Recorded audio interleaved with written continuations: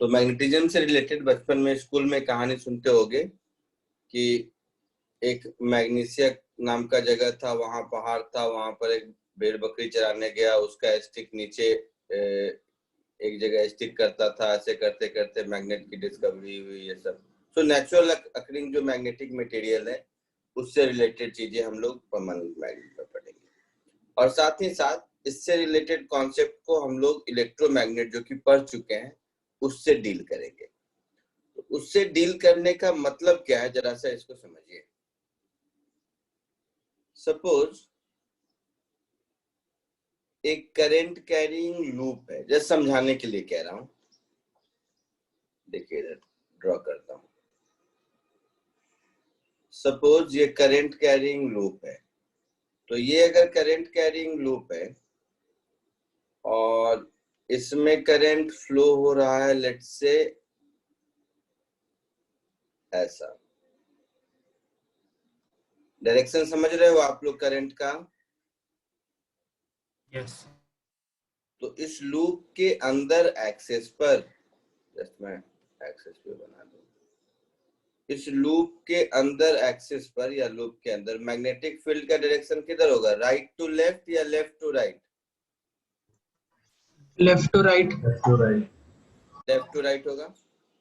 तो ये हो गया मेरे, मैं डायरेक्शन बनाता हूँ, ये हो गया मेरे मैग्नेटिक फील्ड का डायरेक्शन। इसमें किसी को कोई दिक्कत है बेटा?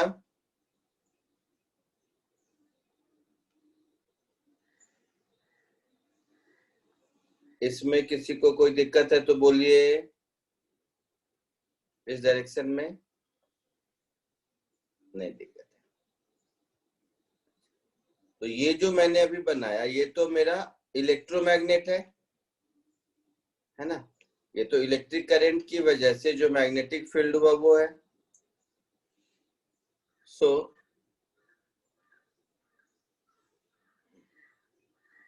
तो ये डायरेक्शन हो गया मेरा मैग्नेटिक फील्ड का।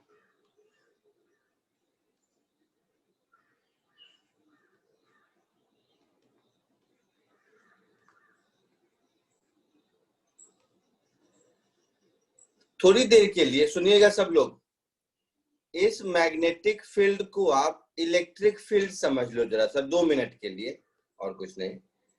तो इलेक्ट्रिक फील्ड का डायरेक्शन अगर राइटवर्ड है, मतलब पॉजिटिव और नेगेटिव चार्ज किधर है? सर पॉजिटिव चार्ज लेफ्ट में और नेगेटिव चार्ज राइट में। अगर मैं ऐसे लिखा हूं, अगर मैं ऐसे लिखा हूं तो पॉजिटिव चार्ज ये पॉजिटिव है या नेगेटिव है? ये वाला जो लेफ्ट में है पॉजिटिव। पॉजिटिव। सोच लो, पॉजिटिव। ये पॉजिटिव चार्ज है और ये नेगेटिव चार्ज है, ऐसा आप कह रहे हैं? हाँ सर। सर मुझे तो फील्ड लाइंस देख के वो शीट जैसा लग रहा है, इन्फिनिटली क्या चार्ज। सीट जैसा? वो सर इन्फिनिटली चार्ज। नहीं नहीं, हाँ डाइपोल जैसा समझो। अच्छा। इलेक्ट्रिक डाइपोल में मैग्नेटिक फील्ड होता था ना? हाँ सर।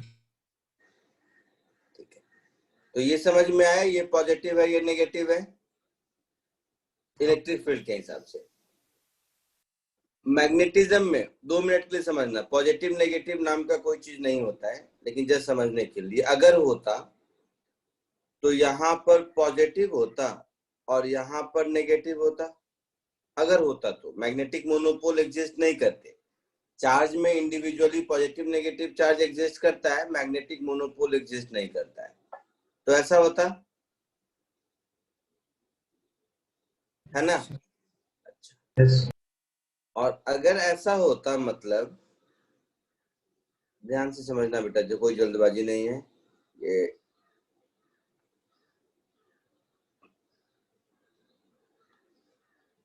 मतलब ये मेरा इक्विवेलेंट टू एक बार मैग्नेट है, जिस बार मैग्नेट का सो कॉल्ड पॉजिटिव स्ट्रेंथ इधर है, नेगेटिव स्ट्रेंथ इधर है ना? तो पॉजिटिव स्ट्रेंथ को हम लोग नॉर्थ पोल कहते हैं और नेगेटिव स्ट्रेंथ को हम लोग साउथ पोल कहते हैं। यानी कि ये करंट कैरिंग लूप और ये बार मैग्नेट एक ही चीज है। Clear? Sir magnetic monopole exist क्यों नहीं करते? मैग्नेट में हमेशा नॉर्थ और साउथ पोल होता है, केवल नॉर्थ पोल नहीं एग्जिस्ट करेगा ना। जैसे यही लूप को अगर देखो, इलेक्ट्रोमैग्नेट के हिसाब से अगर इस लूप को देखो, तो क्या किसी भी लूप में ऐसा हो सकता है कि लूप के राइट हैंड साइड राइट में फील्ड और लेफ्ट हैंड साइड लेफ्ट में फील्ड, ऐसा हो सकता है क्या? नहीं हो सकता। नहीं हो सकता ना।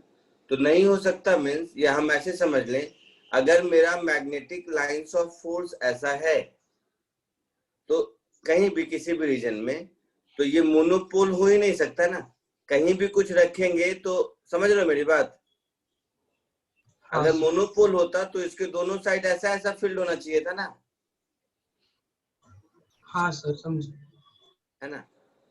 तो चार्ज में पॉजिटिव चार्ज का एग्जिस्टेंस है, नेगेटिव चार्ज का एग्जिस्टेंस इंडिविजुअल है, लेकिन मैग्नेटिज्म में केवल नॉर्थ पोल और केवल साउथ पोल का एग्जिस्टेंस नहीं है। अभी थोड़ी देर हो सकता है लास्ट के इसमें हम लोग जब मैग्नेटिक प्रॉपर्टी ऑफ मैटर देखेंगे तो देखेंगे ये जो मटेरियल मैग्नेट की तरह बिहेव करता है उसमें इलेक्ट्रॉन्स वगैरह का क्या रोल है, तो पता चलेगा कि केवल इलेक्ट्रॉन की डेफिशिएंसी नहीं हो सकती है, पॉजिटिव और नेगेटिव हमेशा साथ साथ रहेगा। तो करो देखेंगे थोड़ी देर में। तो ये पॉजिटिव और ये नेगेटिव। अब ये सब कहानी मैं क्यों सुनाया? ये कहानी इसलिए सुना रहा हूं कि आपको मैग्नेटिक परमानेंट मैग्नेट को डील करना आसान हो जाए। डील करना आसान हो जाए मतलब, मान लेते हैं कि ये पॉजिटिव और ये नेगेटिव के बीच का लेंथ L है। अब आ जाओ, पहले ऊपर वाले केस में एक मैग्नेटिक मोमेंट होता था, याद है? Yes sir. क्या होता था? NIA NIA होता था। ठीक वैसे ही ये जो हमारा सिस्टम बना, प्लस M को चार्ज समझ लीजिए, सब कुछ तो वही है, तो इसका एक यही वाला डाइपोल मोमेंट होगा म्यू, जिसकी वैल्यू होगी M into distance between two poles. ऐसा होगा जैसे इलेक्ट्रिक डाइपोल का होता था। यस समझ रहे हैं? यस। तो अगर ये सिमिलैरिटी समझ में आ गए, अच्छा ये प्लस M माइनस M को हम लोग पोल स्ट्रेंथ कहते हैं।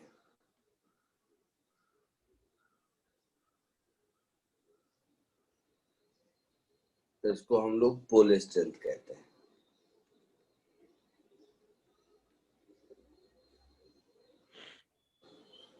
ऐसा इसलिए इस सेंस में बताया क्योंकि यहाँ के बाद आपका याद करने का काम कम हो जाता है ये परमानेंट मैग्नेट ही, बट पढ़ाने का तरीका करंट इलेक्ट्रोस्टैटिक का इसलिए चुना क्योंकि आपको याद करना आसान हो जाएगा। कैसे, जरा फटाफट देख लीजिए।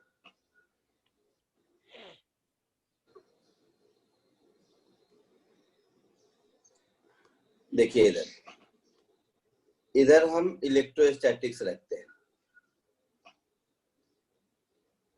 जो कि फॉर्मूले आपको याद है, और इधर हम बार मैग्नेट वाला रखते हैं, या मैग्नेटोस्टैटिक जो भी नाम दे दो वो रख देते हैं।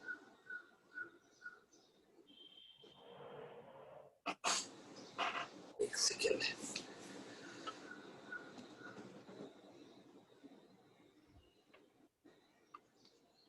इधर हम मैग्नेटोस्टैटिक रख देते हैं।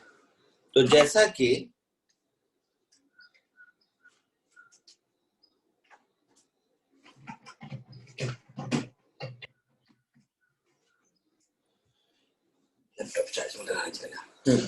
इलेक्ट्रोस्टैटिक्स में आइए। इलेक्ट्रोस्टैटिक्स में आपके पास फॉर्मूला था कि इलेक्ट्रिक फील्ड पॉइंट चार्ज के लिए होता था 1/4πε0 Q बाय डिस्टेंस r का स्क्वायर, ऐसा था ना बेटा? Yes, sir. ठीक वैसे ही मैग्नेटोस्टैटिक्स में मैग्नेटिक फील्ड, जस्ट मैं ये बता रहा हूं ताकि याद रखने में आसानी हो, 1/4πε0 की जगह μ0/4π कर दीजिए, Q की जगह स्मॉल m कर दीजिए और नीचे r स्क्वायर कर दीजिए। तो कोई नया फॉर्मूला नहीं हुआ, ऑल्दो कैलकुलेशन ऐसे ही होता है इवन मैग्नेटिज्म में भी, लेकिन इंडिविजुअल पॉजिटिव और नेगेटिव चार्ज का जैसा अपना एक एग्जिस्टेंस है, वो एग्जिस्टेंस इसमें होता नहीं है। कैलकुलेशन के लिए हम लोग ऐसा करते हैं।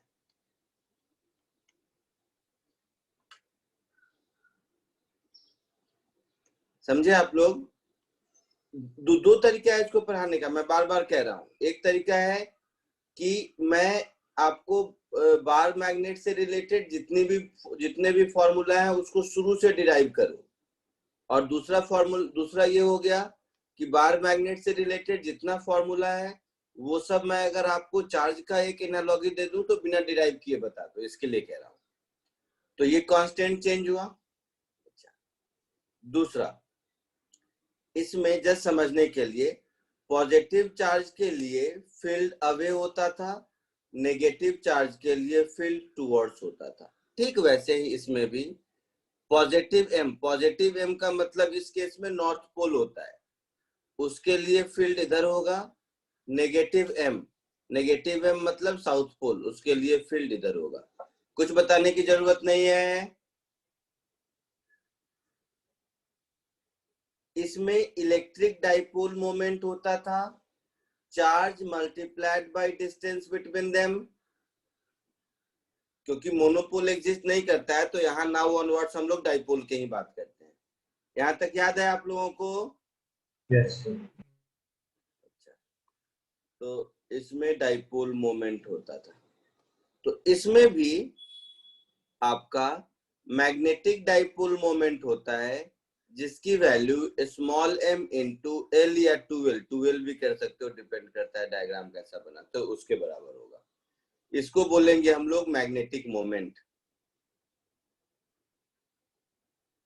तो ये हम लोग कह रहे हैं बार मैग्नेट के लिए, और इलेक्ट्रोमैग्नेट के लिए NIA। समझ गए? हाँ सर।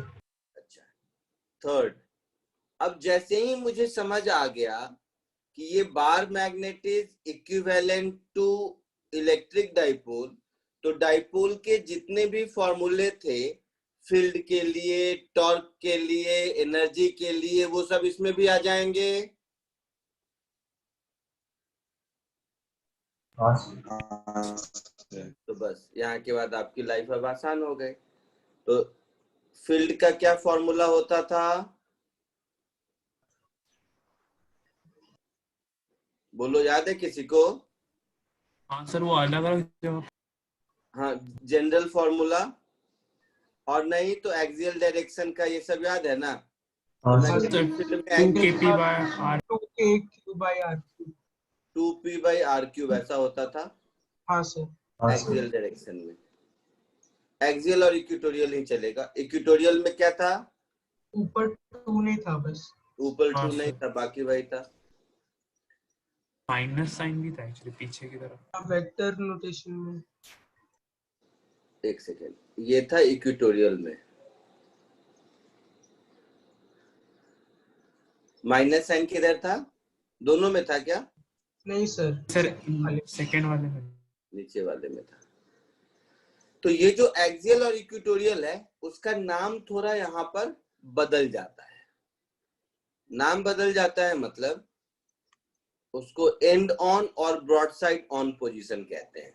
मतलब क्या है मैं बताता हूँ, लेकिन पहले मैग्नेटिक फील्ड का फॉर्मूला लिख दो। तो मैग्नेटिक फील्ड का फॉर्मूला वही होगा, 1/4πε0 की जगह μ0/4π होगा, 2μ/r³ ऐसा होगा, जिसको आप एक्सियल कहते हैं। जस्ट मैं इसका डायग्राम ड्रॉ कर दूं। तो इस केस में जिसको आप एक्सियल कहते हैं उसका मतलब हुआ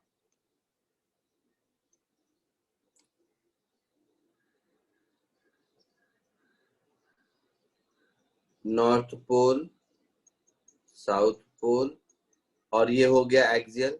इसको कहते हैं एंड ऑन पोजीशन।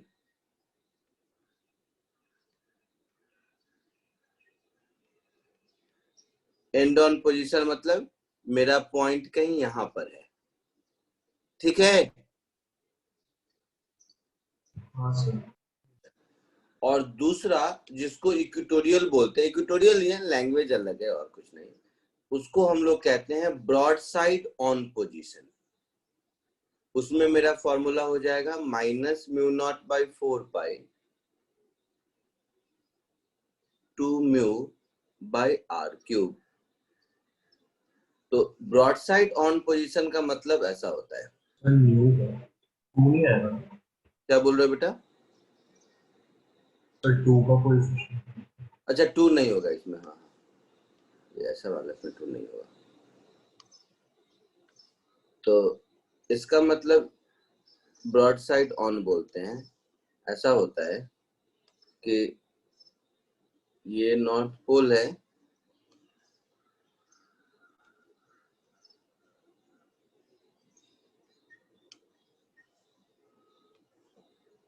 ये नॉर्थ है, ये साउथ है, और पॉइंट हमारा कहीं यहाँ है। इसको बोलते हैं ब्रॉड साइड ऑन पोजीशन। नाम है, कुछ नहीं कर सकते इसको। समझ रहे हैं आप लोग? End on and broad side on position, ये तो नया नाम है और कुछ नहीं।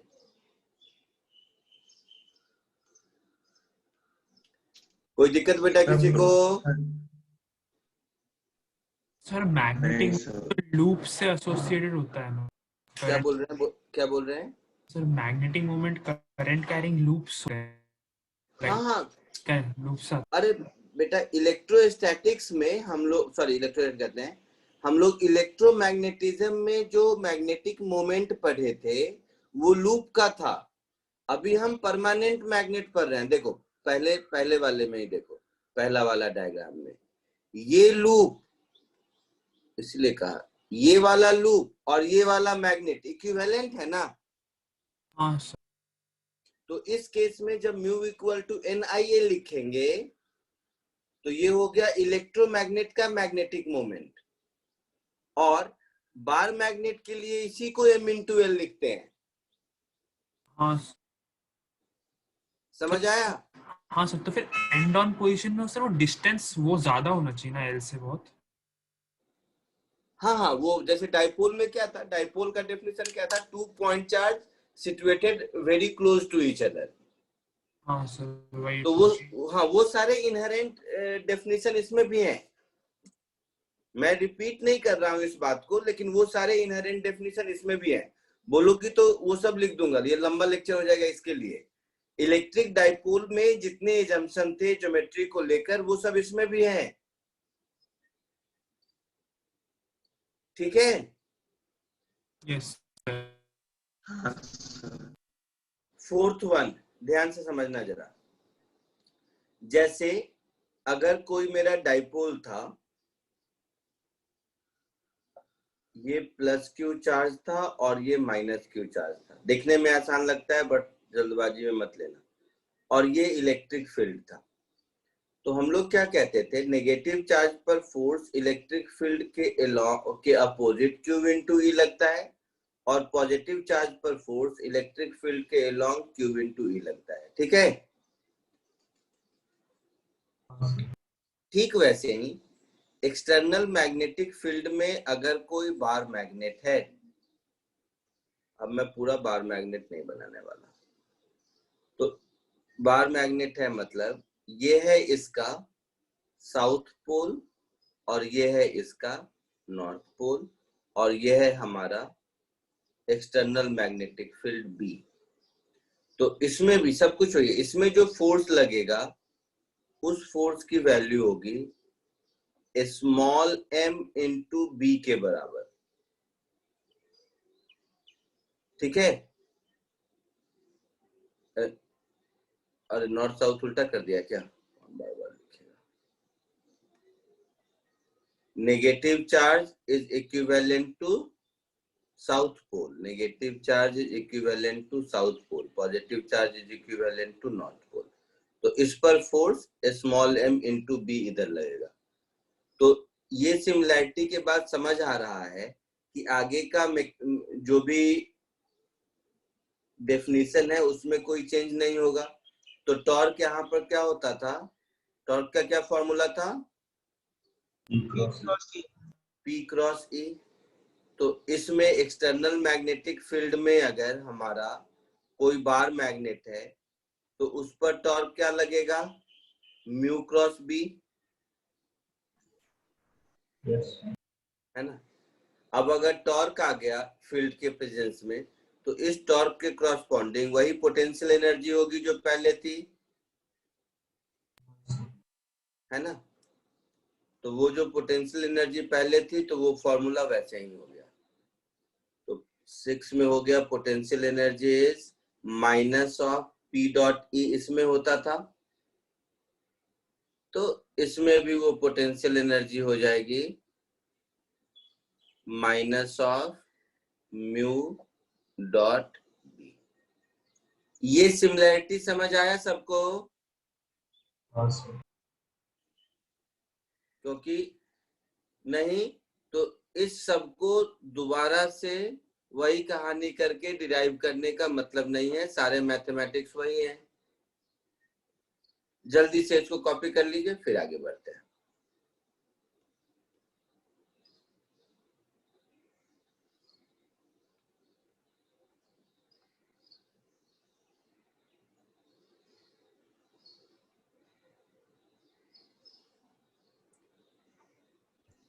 सर बोलो बोलो। सर वो ब्रॉड साइड क्या इसलिए बोलते हैं क्योंकि मैग्नेट का चौड़ा वाला साइड हाँ हाँ हाँ, इसीलिए उसमें कोई फिजिक्स नहीं है, इसीलिए बोलते हैं।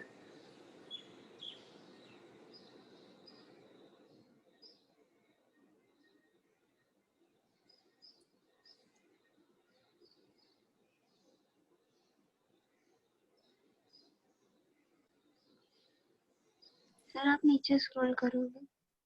हाँ करूंगा, क्यों नहीं करूंगा। बताना कितना करना है। और नीचे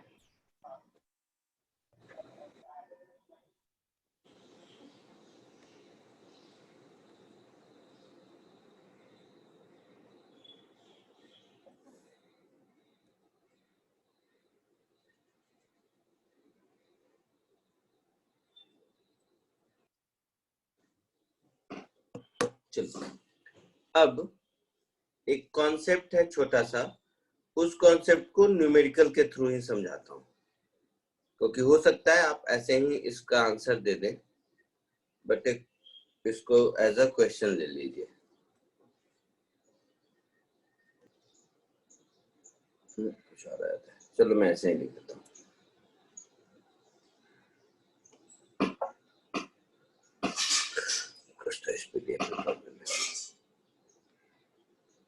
A solenoid of length 10 centimetre, question लिखिए।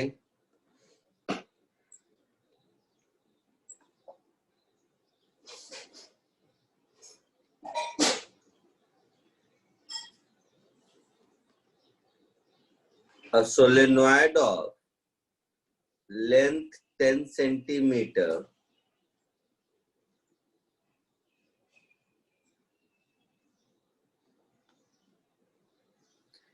radius 1 centimeter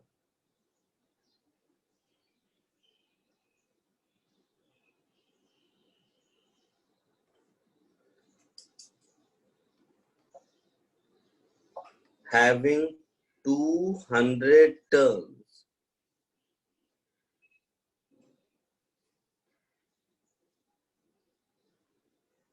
each carrying current 10 ampere.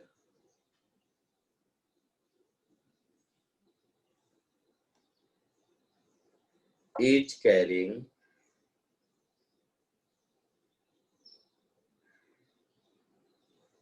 current 10 ampere. full stop.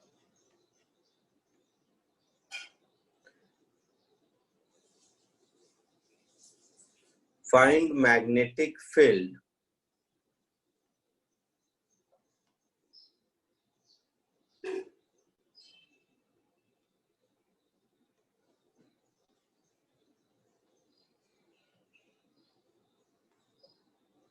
at a point on its axis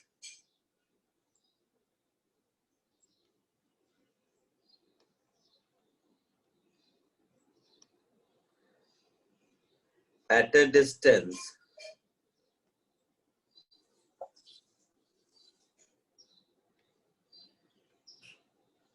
(10 centimeter from its center. 10 centimeter from its center. अब ये क्या है? ये एक ऐसा कॉन्सेप्ट है, मैंने जानबूझ के ये क्वेश्चन दिया कि इसको परमानेंट मैग्नेट के हिसाब से भी पूछ सकता है, और सोलेनॉइड हम लोग इलेक्ट्रोमैग्नेट में पढ़े हैं, तो दोनों को मिक्स करके ये पूछा जा सकता है इवन जेई एडवांस में। इसीलिए इस तरह का एक क्वेश्चन चूज किया। जरा दिमाग लगाओ तो जो तुम लोग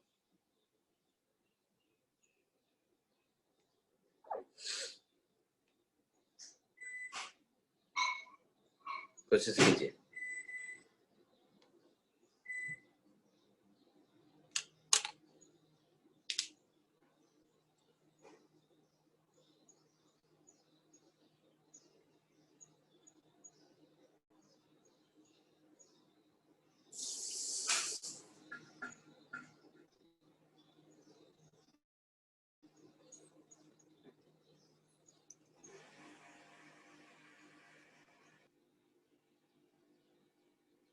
चलो सुनो, इधर देखो मैं क्या सिखाना चाह रहा था, सब लोग देखिए। मेरे सिखाने का पर्पस ये है कि जो सोलेनॉइड है, सोलेनॉइड तो कुछ ऐसा स्ट्रक्चर है ना,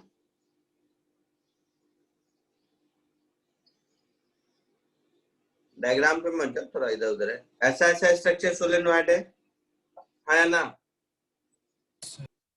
अच्छा, तो सोलेनॉइड के अगर हम एक लूप को लें, इसमें क्या है, मतलब वैल्यूज बाद में पुट करेंगे, अभी सबसे समझा देता हूं। टोटल एल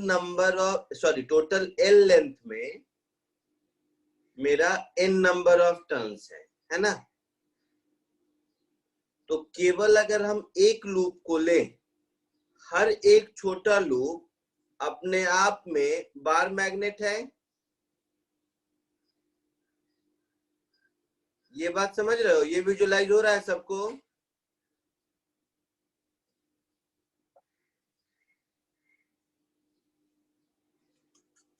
हाँ या ना? बोलो बेटा।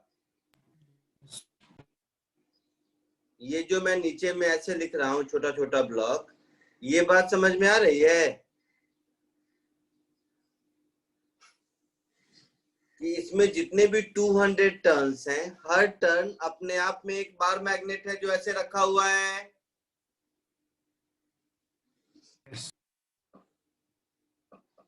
बोलो तो सही सब लोग।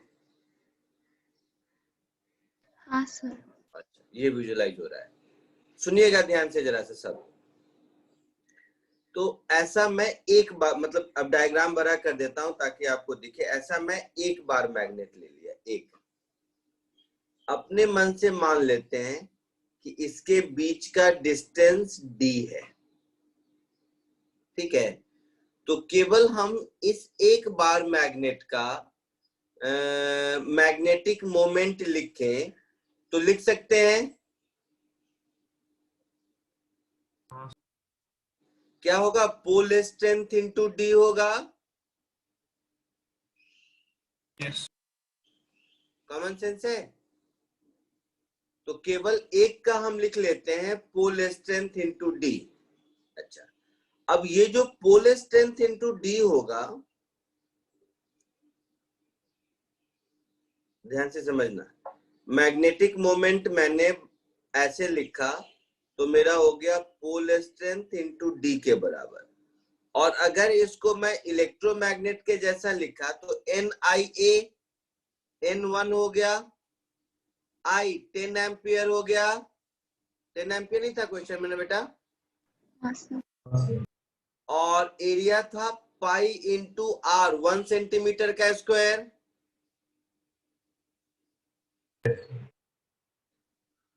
है ना? तो ये हो गया मेरा 10⁻³ पाई। तो ये 10⁻³ पाई इसके बराबर होना चाहिए। हाँ सर। तो 10⁻³ पाई को मैंने लिख दिया स्मॉल m इंटू डी। ये हो गया एक इक्वेशन मेरा। सर वापस समझा, क्या बोल रहे हो? बोलो। वापस समझा सकते हो? क्या बताओ कहाँ पे? तो ये वाला लाइन समझ आया? हाँ अच्छा। और ये क्या है? करंट कैरिंग लूप का मैग्नेटिक मोमेंट का फॉर्मूला क्या होता था? NIA होता था। यस तो मैं एक टर्न को एक लूप लिया तो N की वैल्यू 1, करंट 10 एम्पियर तो करंट की वैल्यू 2, area of cross section pi R square, radius दिया हुआ है 1 सेंटीमीटर शायद। बोलो बेटा। यस क्लियर है? यस। अच्छा, अब दूसरी बात, इस D का क्या करें? तो टोटल हमारे पास 200 टर्न्स हैं और एक टर्न अगर D डिस्टेंस लेता है तो 200 इंटू D ये इस L के बराबर होगा। तो यहां से मुझे इस D की वैल्यू L/200 मिलेगी। हाँ सर। ये सेकेंड इक्वेशन समझ आया सबको?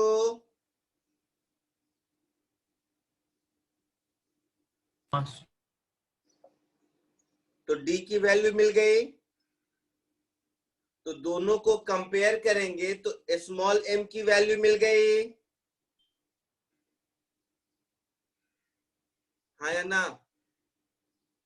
हाँ सर।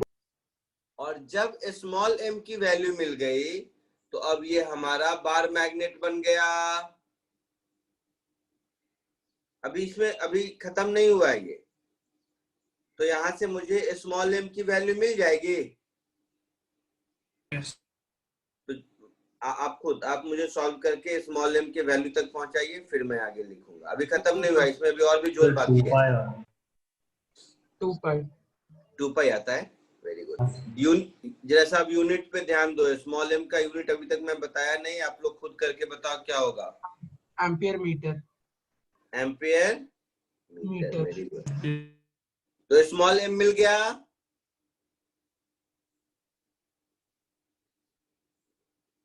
मिल गया सबको? अब ये मेरा क्वेश्चन ऐसा हो गया।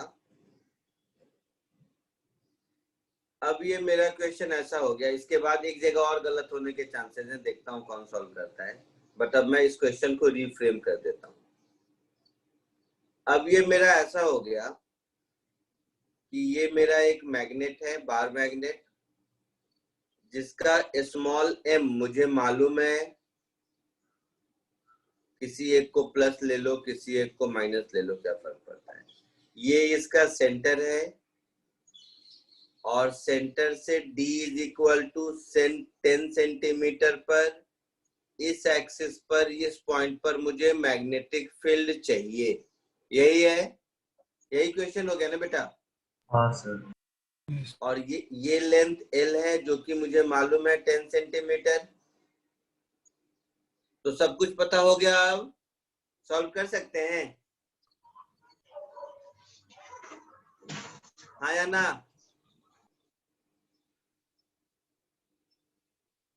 बोलो।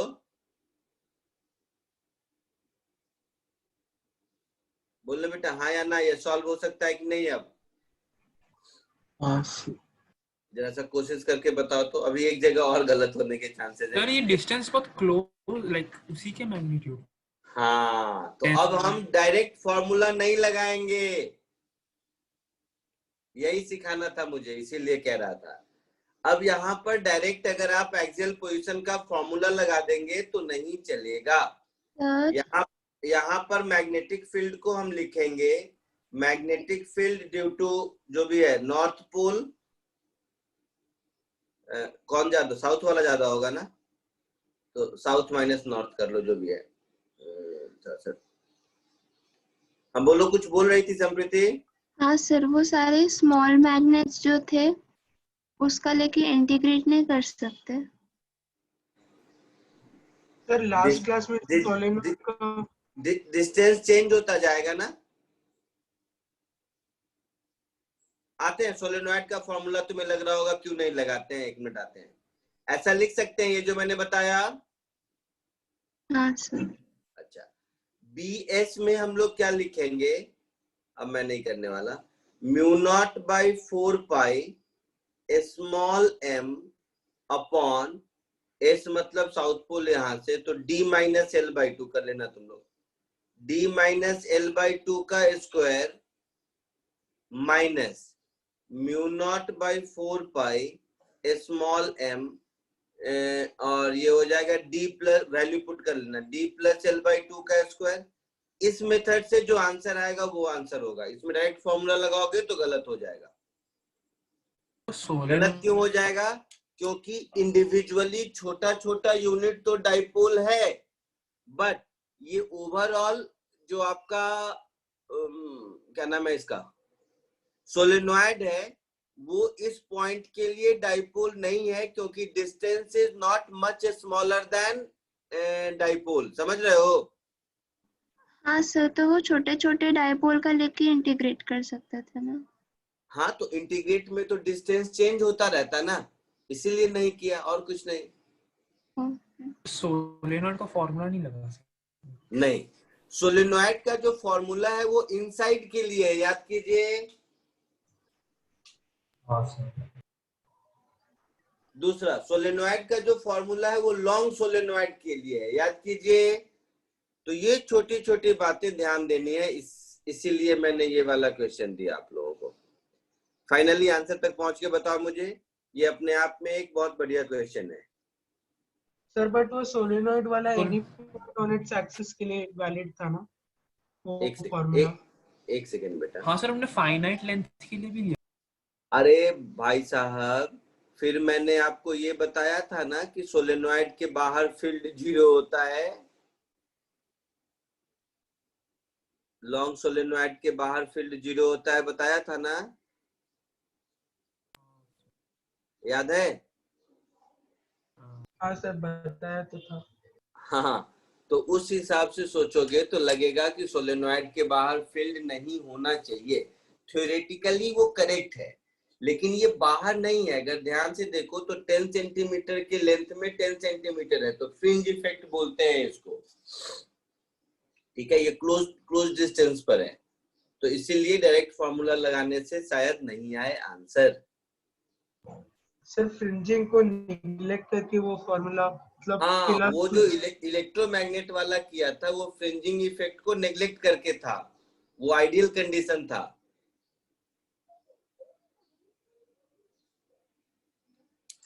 न्यूमेरिकल वैल्यू आंसर तक बताइए जल्दी। जो m है उसको हमें जो पहले आए तो उससे 100 से 200 से मल्टीप्लाई करना है ना?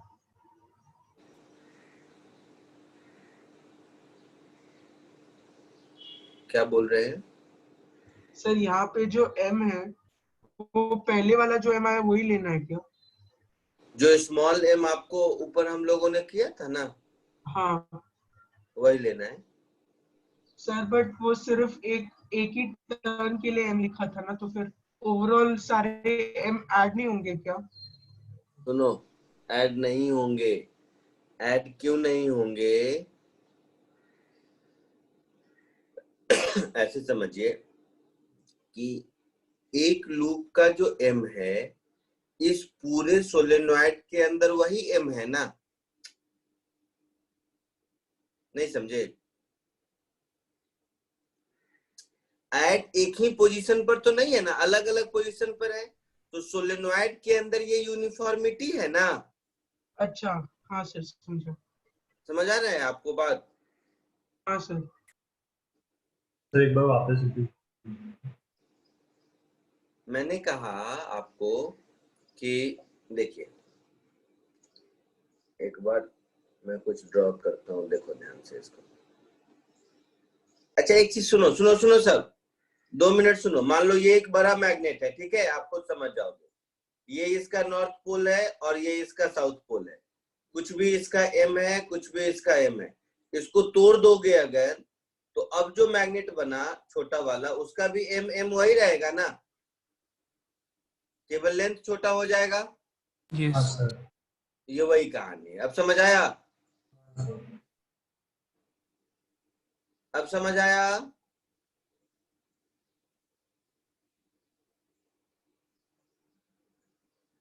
बोलो फाइनल आंसर तक कोई बताइए मुझे। 16 pi into 10 raised to minus 3 by 15 square. Decimal में मतलब फाइनल आंसर जो मेरे पास है 2.2 10 रेज़ टू -4। अब कैलकुलेट करके तुम लोग हाँ देख सर लो। यही आया। हाँ सर वही है। 2.2 into 10 रेज़ टू -4 टेस्ला, ऐसा आंसर है। अब तुम पाई वाई में जो सर सोलेनोइड का फॉर्मूला था, उसमें मुझे 2.16 into 10 raised to -4 आया था। तो सर वो अप्रोक्सीमेशन नहीं कर सकते क्या? हाँ सर, मुझे भी वही है पॉइंट। हाँ मतलब अप्रोक्स इसमें एग्जैक्ट 2.2 आता है या इसमें भी अप्रोक्सीमेशन आता है? 2.23 आता है सर, वही ऐसे। हाँ थोड़ा सा डिफरेंस है, थोड़ा सा दोनों में डिफरेंस है। इलेक्ट्रोमैग्नेट का solenoid is for inside, outside के लिए लॉन्ग सोलेनोइड 0 होता है, तो वो अप्रोच से बचिए। हो सकता है दोनों के आंसर में डिफरेंस हो। आगे बढ़ूं? बोलिए।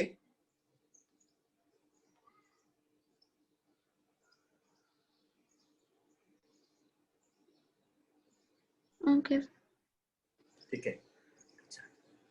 अब थोड़ा सा ये थ्योरेटिकल कंसिडरेशन है, ये बुक में रहता है, मैं लिख देता हूँ, याद रखने की जरूरत नहीं है। ये न्यूमेरिकल डेटा कोई आपसे पूछेगा नहीं, बट फिर भी थोड़ा सा समझ लेते हैं। हम लोग ज्योमेट्रिकली क्या करते हैं कि किसी भी बार मैग्नेट में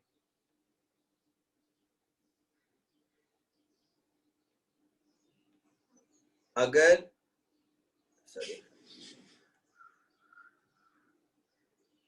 किसी भी बार मैग्नेट में अगर ये दोनों पोल है, नॉर्थ पोल और साउथ पोल, तो ये जो इसका लेंथ है, एक्चुअल लेंथ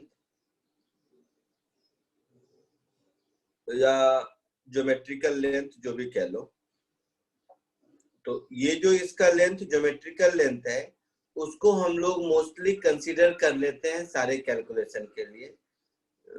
एल जी समझ लो, एल ज्योमेट्रिकल।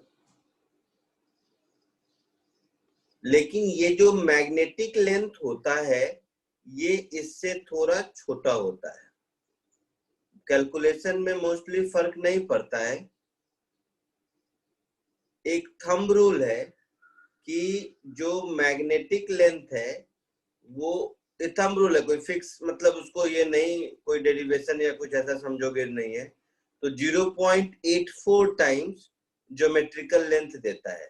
तो अगर कहीं क्वेश्चन के वर्ड में ज्योमेट्रिकल लेंथ वर्ड लिखा हुआ है, तो मैग्नेटिक लेंथ जो हम लोग निकालेंगे आगे के सारे कैलकुलेशन में, जितना भी फॉर्मूला लगाओगे उसमें ये मैग्नेटिक लेंथ हम लोग यूज करेंगे। आई बात समझ में? वैसे 90% श्योर हूं कि ऐसा कुछ पूछेगा नहीं, बट रहता है तो जान लो। Magnetic length should be used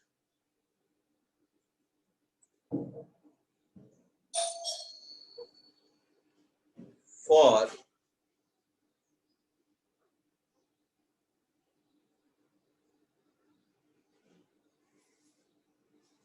any calculation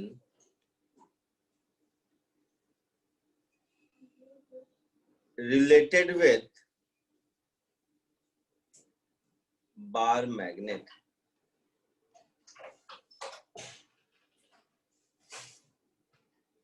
ठीक है? जल्दी से 2 मिनट में कॉपी कर लो, आगे बढ़ते हैं।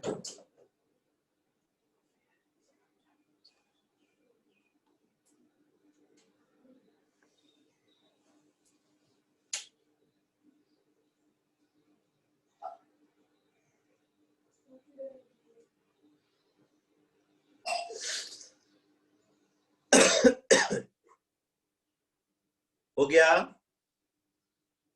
हाँ यस सर।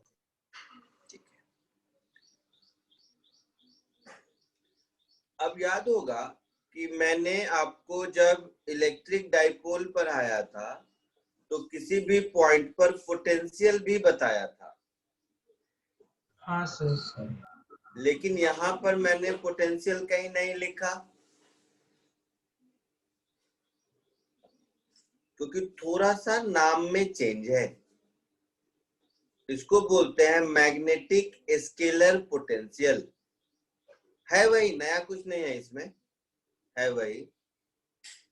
तो इन जनरल जो मैग्नेटिक स्केलर पोटेंशियल होता है वो मैग्नेटिक स्केलर पोटेंशियल और जो हमारा इलेक्ट्रिक पोटेंशियल होता था उन दोनों में मतलब डेफिनेशन में कोई बहुत ज्यादा चेंजेस नहीं है। डेफिनेशन वही है, इंफिनिटी से पॉइंट चार्ज लाने के लिए जो वर्क होता था उसको कहते थे, याद है? यस बट ये मैग्नेटिक फील्ड में वो इंफिनिटी कहने का मतलब बहुत ज्यादा होता नहीं है। तो डेफिनेशन इसका यही है कि magnetic potential at 2 minus magnetic potential at 1 is equal to minus of integral of, वही कहानी, नया कुछ नहीं है, B dot dr from R1 position to R2 position. ठीक है। अब डाइपोल में जो हमारा पोटेंशियल का फॉर्मूला था वही पोटेंशियल का फॉर्मूला इसमें भी रहेगा। तो डाइपोल में पोटेंशियल का क्या फॉर्मूला था, याद है? किसी जनरल एंगल थीटा के लिए KP cos theta by r क्या था बेटा? KP cos theta by r square। हाँ, तो K की जगह हो जाएगा mu naught by 4 pi, P की जगह म्यू, ये हो जाएगा cos theta upon distance r का स्क्वायर। तो यही फॉर्मूला आपका मैग्नेटिक स्केलर पोटेंशियल का होगा। बट ये फॉर्मूला बार मैग्नेट के लिए लगाएंगे। अगर क्वेश्चन हाइपोथेटिकल फील्ड रिलेटेड होगा तो ये वाला फॉर्मूला लगाएंगे, ऊपर वाला। समझ गए? ये पोटेंशियल फील्ड रिलेटेड कभी भी पूछे, मैग्नेटिक फील्ड दे दिया तो ये फॉर्मूला लगाएंगे क्योंकि ये बेसिक डेफिनेशन है। और ये केवल बार मैग्नेट के लिए लगाएंगे।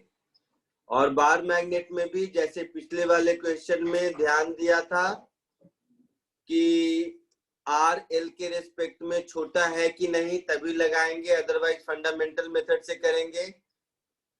समझ गए ना? मैग्नेटिक कंजर्वेटिव है नहीं, तो इसको मैग्नेटिक स्केलर पोटेंशियल कहते हैं। अच्छा, कंजर्वेटिव मैग्नेटिक फील्ड है या नहीं, ये एक बार और सौम्यदीप ने पूछा था, याद है आपको? आइए, क्यों नहीं है देखते हैं। अगर मैग्नेटिक फील्ड कंजर्वेटिव होता तब तो किसी एक लूप में एक लूप क्रॉस करने के बाद वर्क डन 0 होना चाहिए था। यस मैग्नेटिक फील्ड में ऐसा होता है क्या? नो है ना? So magnetic field conservative field नहीं है।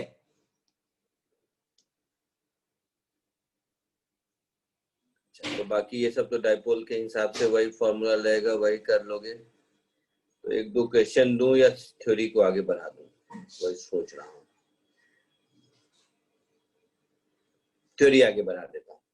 तो ये हो गई बार मैग्नेट की कहानी खत्म। ठीक है, अब नए टॉपिक पे बढ़ते हैं। इसी में नया टॉपिक नहीं, कॉमन सेंस है।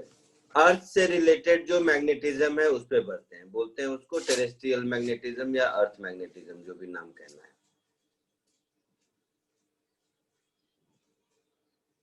ये थोड़ा सा ट्रिकी है और कभी कभी मेंस में पूछ भी देता है, 1-2 बार पूछा है डिप विप से रिलेटेड क्वेश्चन।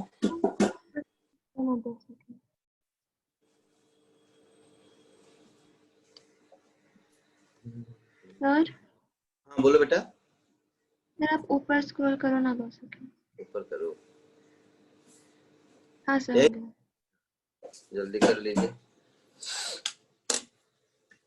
अब ये जो सुनते रहते हो कि अर्थ के अंदर मैग्नेटिक फील्ड है, इसीलिए हमारा कंपास नॉर्थ और साउथ की तरफ इंक्लाइंड होता है, ये सब तो अर्थ के अंदर जो मैग्नेटिक फील्ड है उसका रीजन क्या है, तो उसके रीजन से रिलेटेड बहुत सारी थ्योरी बहुत बार आई, लेकिन अभी तक देखो, फिर मैं कह रहा हूं वो दिखता किसी को नहीं है, वो हाइपोथेसिस है। तो अभी तक जो सबसे एस्टेब्लिश थ्योरी है, जो वर्क कर रही है, जो वेल एक्सेप्टेड है, ये चेंज हो सकती है आगे जाके। जब तक ये संप्रीति कॉपी कर रही है तब तक मैं इसकी कहानी बताता हूँ। हो गया? तो उसका रीजन ये है, सब ध्यान से सुनो, कि अर्थ के अंदर अर्थ क्रस्ट में मेटल्स हैं, है ना? Yes. अच्छा, वो सारे मेटल्स मोल्टेन स्टेट में हैं हाई टेम्परेचर की वजह से, है ना? हाँ सर। तो वो जो मेटल सब मोल्टेन स्टेट में है, तो सारे मेटल में मतलब कंडक्टर में जो फ्री इलेक्ट्रॉन्स हैं, वो फ्री इलेक्ट्रॉन अर्थ क्रस्ट के अंदर एक सर्कल में, ऑलमोस्ट सर्कल में रोटेट कर रहे हैं। तो this is equivalent to a current carrying loop. ये बात समझ में आया? Yes.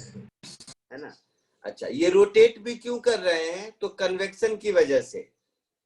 इसमें क्या है, मोल्टेन स्टेट में है, डेंसिटी में डिफरेंस है, रोटेशन की अर्थ के खुद के रोटेशन की वजह से सेंट्रीफ्यूगल फोर्स है।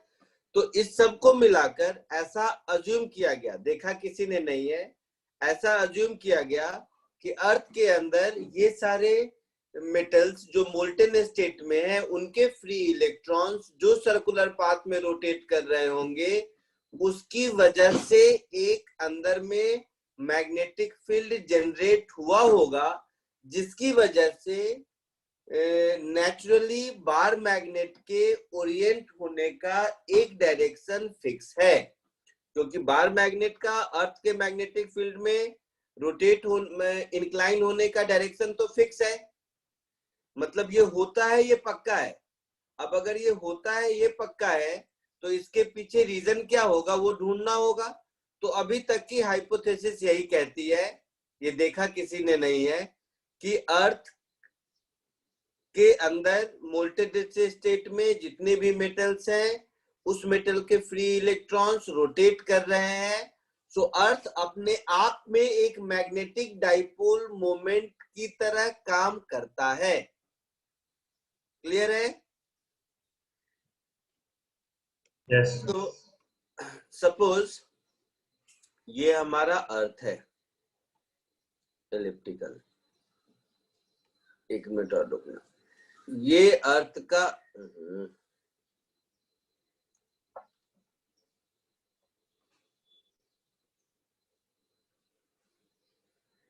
ये अर्थ का नेचुरल एक्सिस है, ठीक है?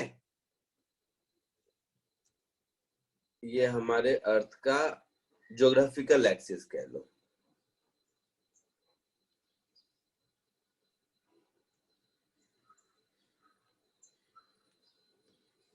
ये हमारे अर्थ का ज्योग्राफिकल एक्सिस है और ये हमारे अर्थ का सेंटर है।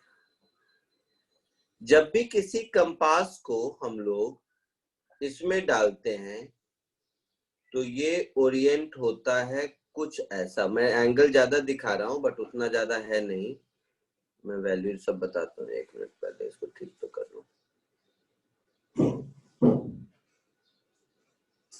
ये कहीं यहाँ पर, तो ये जो एक्सिस है इसको बोलते हैं मैग्नेटिक एक्सिस।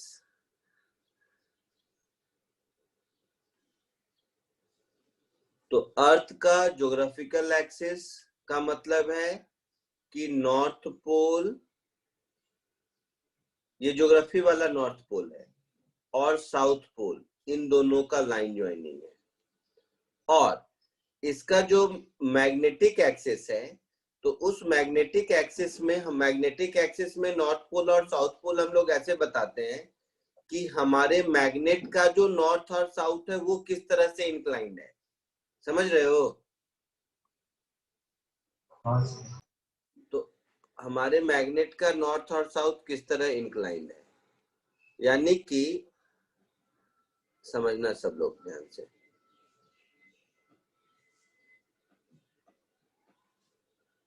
अगर मैं इस अर्थ को एक बार मैग्नेट समझ लूं, तो इस बार मैग्नेट का ये वाला जो पोल होगा, ये साउथ पोल होगा और ये नॉर्थ पोल होगा, उल्टा होगा। बोलिए। Yes sir. है ना? ये जो एंगल है, ये एंगल टाइम के साथ चेंज हो रहा है, बट एट प्रेजेंट क्या हो रहा है ये,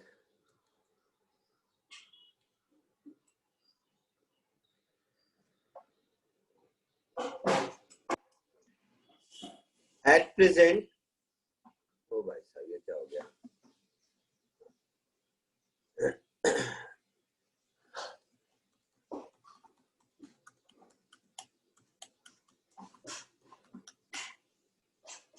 एक मिनट तो erase करता हूँ।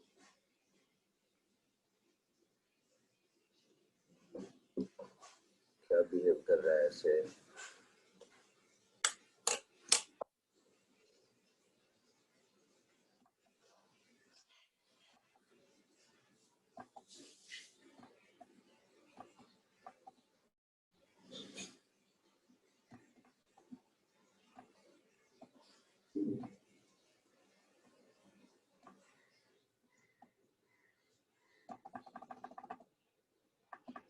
नहीं जा रहा है।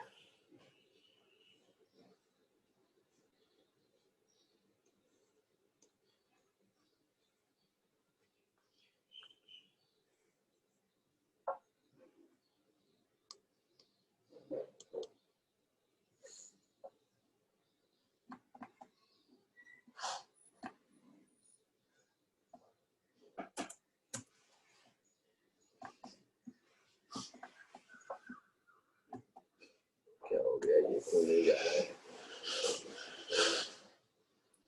होगा कुछ।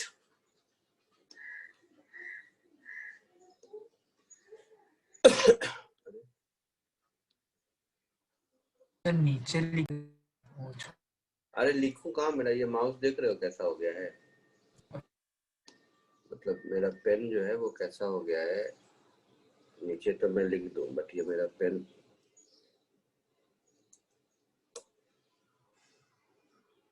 अरे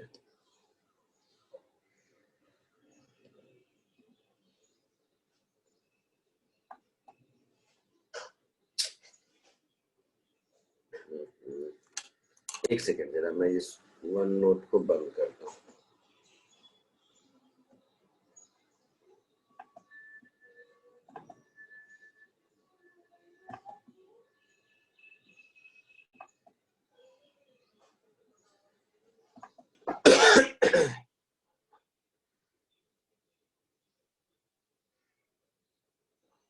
दिख रहा है?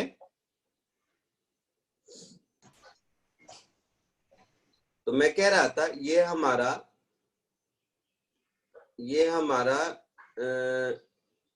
ज्योमेट्रिकल एक्सिस है, और जो मैग्नेटिक एक्सिस होता है वो ज्योमेट्रिकल एक्सिस से 11.3 डिग्री, एक ये भी थ्योरी है कि टाइम के साथ ये चेंज हो रहा है, बट उतना हम लोगों को नहीं मतलब है। ये 11.3 डिग्री पर इंक्लाइंड है। तो ये हमारा हो गया ज्योमेट्रिकल एक्सिस,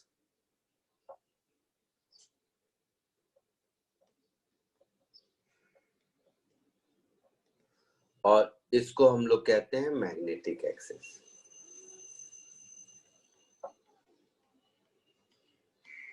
अर्थ के मैग्नेटिज्म को देखें तो जो ज्योमेट्रिकली नॉर्थ पोल है वो अर्थ के मैग्नेट का साउथ पोल होगा। ये बात समझ रहे हो बेटा?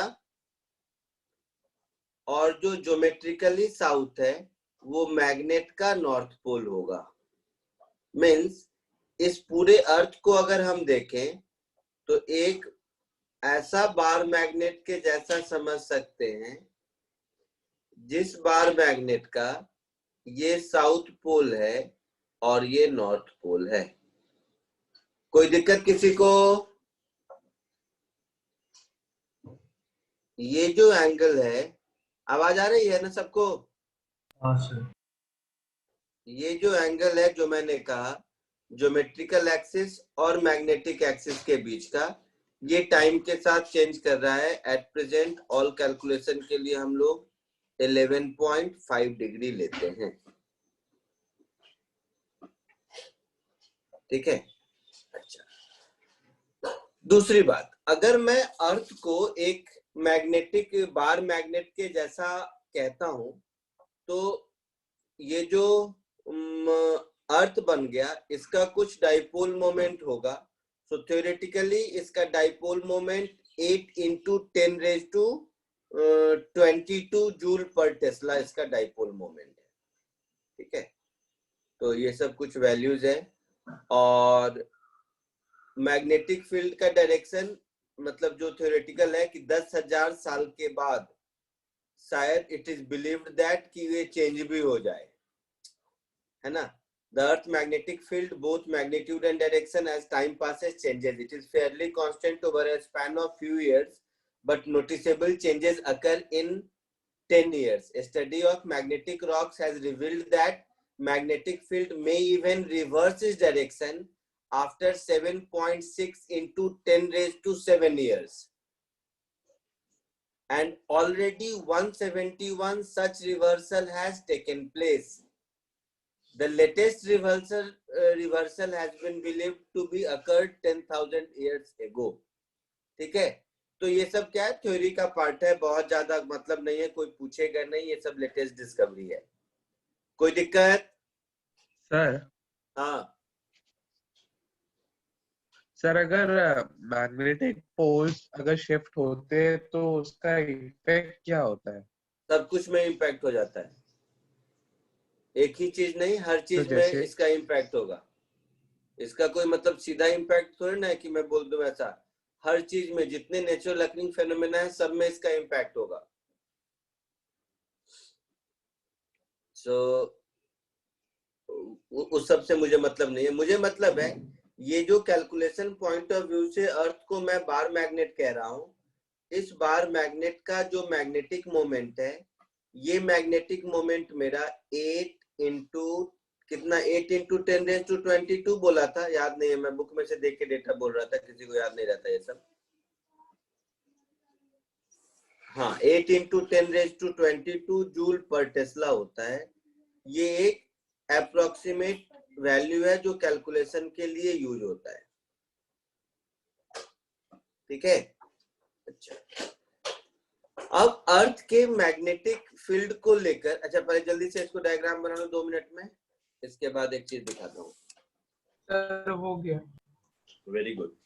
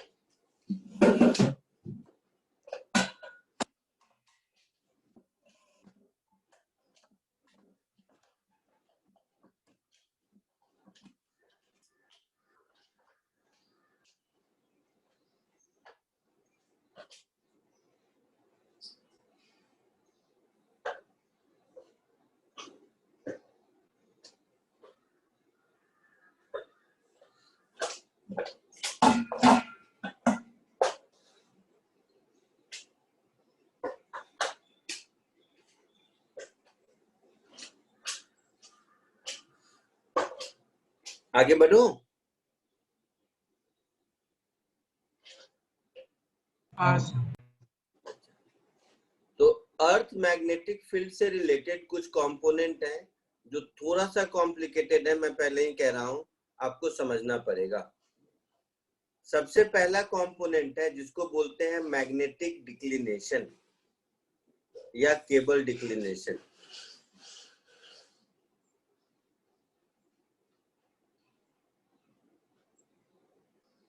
थोड़ा सा कोशिश करना विजुअलाइज करने का, क्योंकि ये समझा पाना मेरे लिए भी थोड़ा दिक्कत है। इतना ज्यादा इसमें 3 डायमेंशनल चीजें, प्लेन का इन्वॉल्व है, बट तुम लोग वेक्टर एंड 3D शायद पढ़ चुके हो, तो प्लेन विजुअलाइज कर पाओगे। सुनो, सपोज अर्थ के सरफेस पर कोई पॉइंट है, ध्यान से सुनना सब। 2 पॉइंट को मिलकर एक लाइन बनता है ना, यस। और 2 लाइन को मिलकर एक प्लेन बनता है। सबको पता है ना? तो थोड़ा सा मैं फिर कह रहा हूं, साथ देना, ये समझना थोड़ा मुश्किल हो सकता है। तो ये एक लाइन है समझाने के लिए, और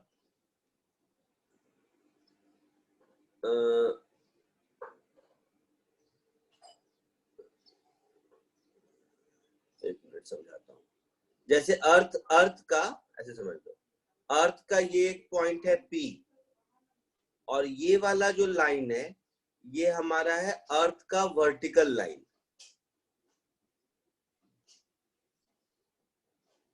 ठीक है, इसमें से पॉइंट P से हमने ये जो लाइन बना दिया, ये अर्थ का ज्योग्राफिकल एक्सिस है, जो अभी दिखाया था मैंने आपको।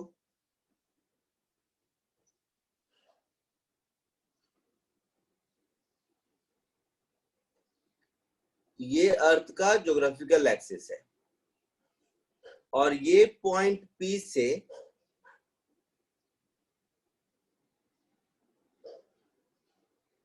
अर्थ का मैग्नेटिक एक्सिस है।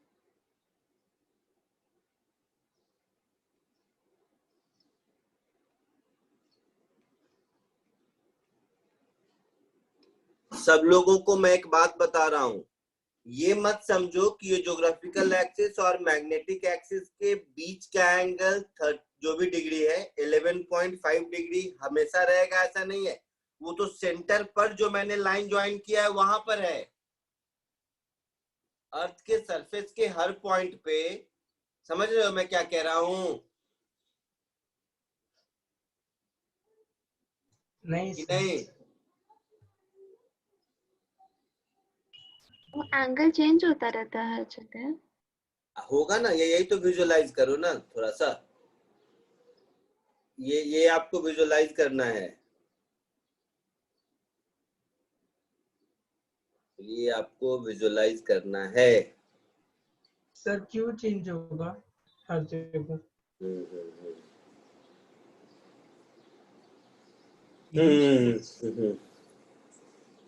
मुश्किल है थोड़ा सा समझाना, बट एक बार फिर कोशिश करता हूँ। तो ये वाला लाइन मान लो मेरा ज्योग्राफी, हाँ हो जाएगा, समझ जाओगे, मुझे लगता है कि शायद ड्राइंग करो। ये है हमारा ज्योग्राफिकल नॉर्थ, और ये है हमारा मैग्नेटिक नॉर्थ। ठीक है, क्यों चेंज होगा जरा सा कोशिश करते हैं। यहाँ पर बगल में मैं एक स्फीयर बनाता हूँ, सुनना बेटा ध्यान से। यहाँ पर एक स्फीयर बनाया अर्थ का, ये ज्योग्राफिकल नॉर्थ है, और ये हमारा मान लो मैग्नेटिक नॉर्थ है। ठीक है, कोई पॉइंट P अगर मेरा अर्थ के सरफेस पर है, तो इस पॉइंट P से मैं ज्योग्राफिकल नॉर्थ को ज्वाइन करूं और मैग्नेटिक नॉर्थ को ज्वाइन करूं, तो ये एंगल अलग चीज है ना बेटा? हाँ सर। समझ रहे हो इस बात को? अब ये वाला पॉइंट जब मेरा इसके सेंटर पर आ जाता है, तब वो 11.5 डिग्री होता है। समझे कि नहीं? हाँ Yes, sir. हाँ सर। थोड़ा बहुत विजुलाइज हुआ?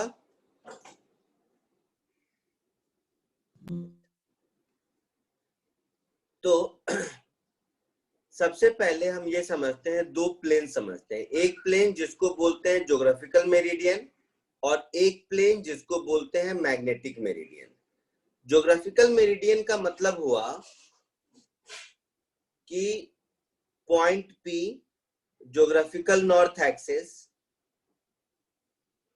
मैं जैसे ड्रॉ कर लूं उसके बाद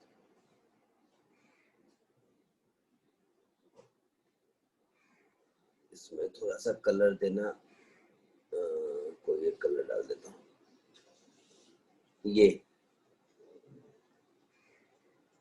ये जो बुक के प्लेन में दिख रहा है ये है आपका ज्योग्राफिकल मेरिडियन। और दूसरे कलर रेड से अगर मैं कर दूं, नीचे ले आता हूं।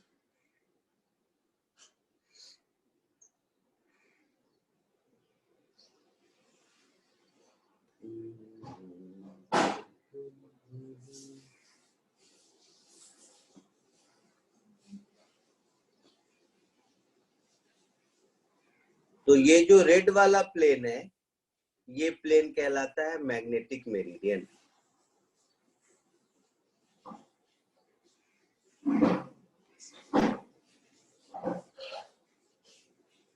ठीक है, ये जो रेड कलर से जो मैंने थोड़ा सा शेडेड किया है, ये है मैग्नेटिक मेरिडियन, और इससे जो शेडेड किया है वो है ज्योग्राफिकल मेरिडियन। बुक का किसी भी बुक के दो पेज को सर्टेन एंगल पे टर्न करोगे तो वो कॉमन एक्सिस है जिस पर पॉइंट पी है। हाँ सर। जैसे देखो, है बहुत मजेदार चीज, सिलेबस में जेई में नहीं है, अलग बात है। जैसे मान लो मैंने ऐसे कर दिया, दिख रहा है सबको ये? हाँ, sir. सबको ये दिख रहा है डायरी? तो अब देखो, ये जो कॉर्नर है ये हो गया पॉइंट पी, अर्थ के सरफेस का पॉइंट। उसमें से ये हो गया मेरा ज्योग्राफिकल मेरिडियन, ये हो गया मेरा मैग्नेटिक मेरिडियन। तो यहाँ पॉइंट पी पर जो मैग्नेटिक फील्ड होगा वो मैग्नेटिक मेरिडियन में होगा, ज्योग्राफिकल मेरिडियन में नहीं होगा। सो पॉइंट पी पर जो मैग्नेटिक फील्ड का डायरेक्शन है वो वाला लाइन मैग्नेटिक मेरिडियन, मतलब इस पेज पर लाई करेगा, इस पेज पर नहीं। ये बात समझ आ रही है? हाँ सर। सबको समझ आ रही है ये बात? हाँ सर। तो ध्यान से समझो क्या क्या है। पॉइंट पी क्या है? अर्थ के सरफेस का पॉइंट है। ये पॉइंट ज्योग्राफिकल नॉर्थ है, ये पॉइंट मैग्नेटिक नॉर्थ है। तो जो हमारा मैग्नेटिक फील्ड होगा, कौन सा कलर ले लूं, ब्लू वाला ले लूं, जो हमारा अर्थ का मैग्नेटिक फील्ड होगा वो मैग्नेटिक फील्ड तो इस मैग्नेटिक मेरिडियन में लाई करेगा ना।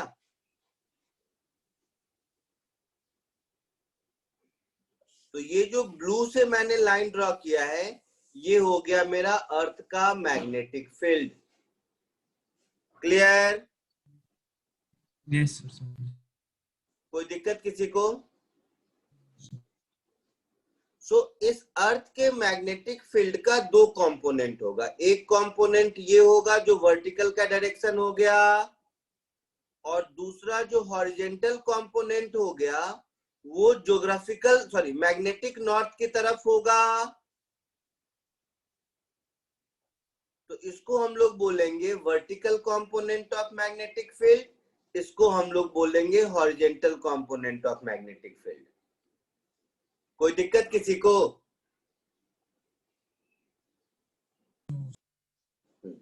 तो छोटा छोटा इसमें ना थोड़ा कंफ्यूजन है, तो एक एक करके सबसे पहले मैं आपको ज्योग्राफिकल मेरिडियन का डेफिनेशन बताता हूं।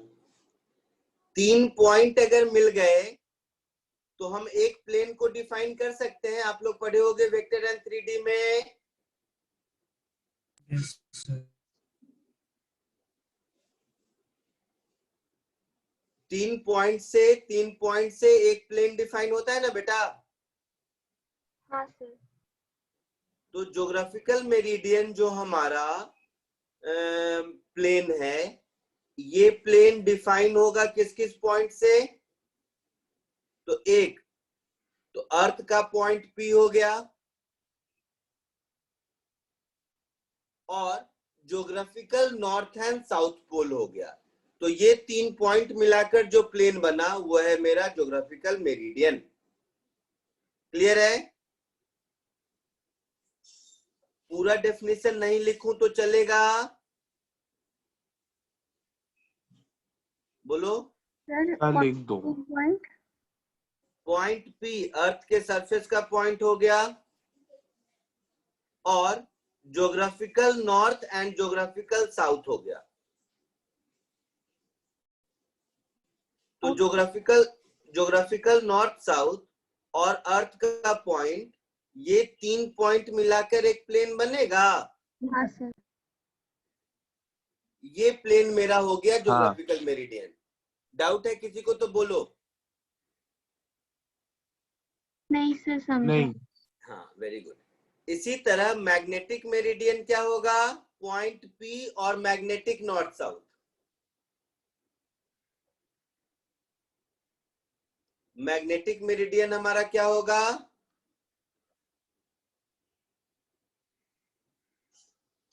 पॉइंट पी और जो मैग्नेटिक नॉर्थ साउथ है अर्थ का, इन 3 पॉइंट को मिलाएंगे तो एक प्लेन बनेगा।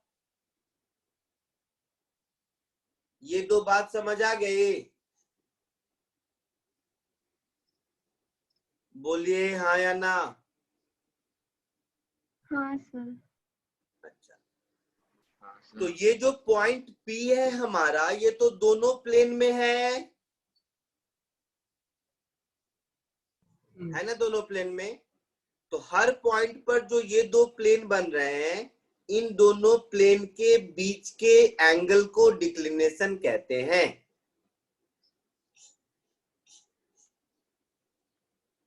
The angle between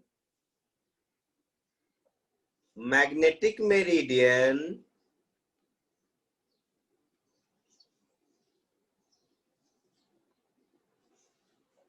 and geographical meridian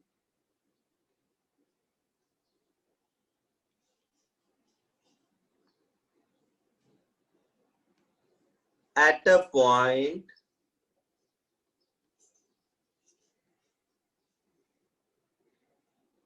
is called declination.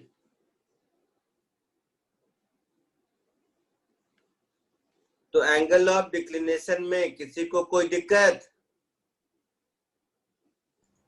नहीं सर। जल्दी से इसको कॉपी कर लीजिए। सब थ्योरेटिकल है, इसके न्यूमेरिकल डिक्लिनेशन के तो ऐसे कुछ न्यूमेरिकल्स आते हैं और अच्छे वाले आते हैं इनफैक्ट। और उससे भी बड़ी चीज इस टेरेस्ट्रियल से लिख रहे हैं ना, उससे भी बड़ी चीज की जेई मेंस में पूछता भी है कभी कभी। अगर चाहे इसमें परेशान करना तो बहुत डिफिकल्ट क्वेश्चन पूछ सकता है, ऑल्दो अभी तक किया नहीं है ऐसा।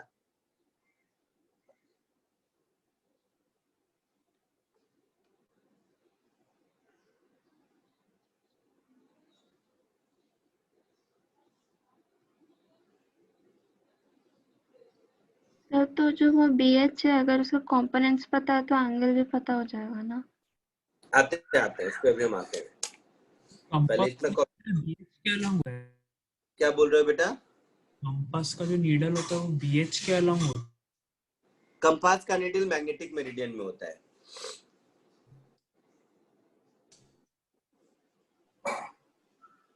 सर वो पॉइंट क्या है? कौन पॉइंट? सर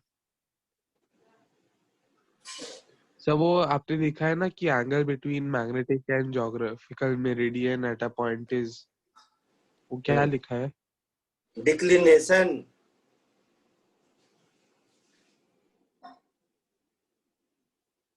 आगे बढ़ूं? हाँ सर। हाँ सर।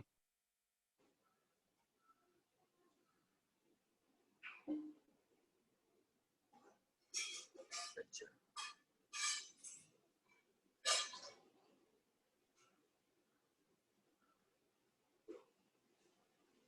मैग्नेटिक डिक्लिनेशन सब लोग समझ गए हैं? तो इस डायग्राम में जो ये वाला एंगल है, ये दोनों प्लेन के बीच का, ये डिक्लिनेशन है ना? हाँ सर। अब देखो, दूसरा एंगल है जिसको बोलते हैं एंगल ऑफ इंक्लिनेशन और डिप। मैं यही डायग्राम कॉपी कर रहा हूं क्योंकि कौन बार बार इसको बनाए। ओहो, क्या कर दिया मैंने, कौन बार बार इसको बनाएगा।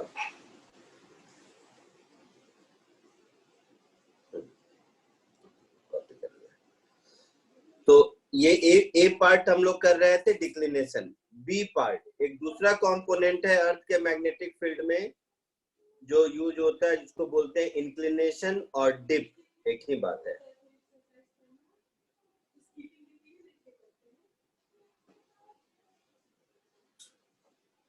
एंगल ऑफ इंक्लिनेशन और डिप एकदम इंपॉर्टेंट कॉन्सेप्ट है, इसी डिप के क्वेश्चंस आते हैं।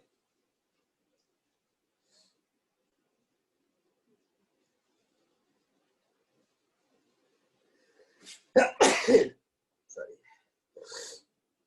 तुम लोग के इधर भी बारिश हो रही है? नहीं सर। अरे नहीं हो रही है, मेरे यहाँ तो जबरदस्त बारिश हो रही है। अब देखो, अब ध्यान से सुनो सब, एक लाइन ध्यान से। जो एक्चुअल अर्थ का मैग्नेटिक फील्ड है, ये तो ब्लू वाला, ये जो बी लिखा है मैंने, वो है ना? तो एक्चुअल मैग्नेटिक फील्ड हमेशा मैग्नेटिक मेरिडियन में होता है, और वो मैग्नेटिक मेरिडियन के हॉरिजेंटल से जो एंगल बनाता है, इसको एंगल ऑफ डिप कहते हैं, डेल्टा।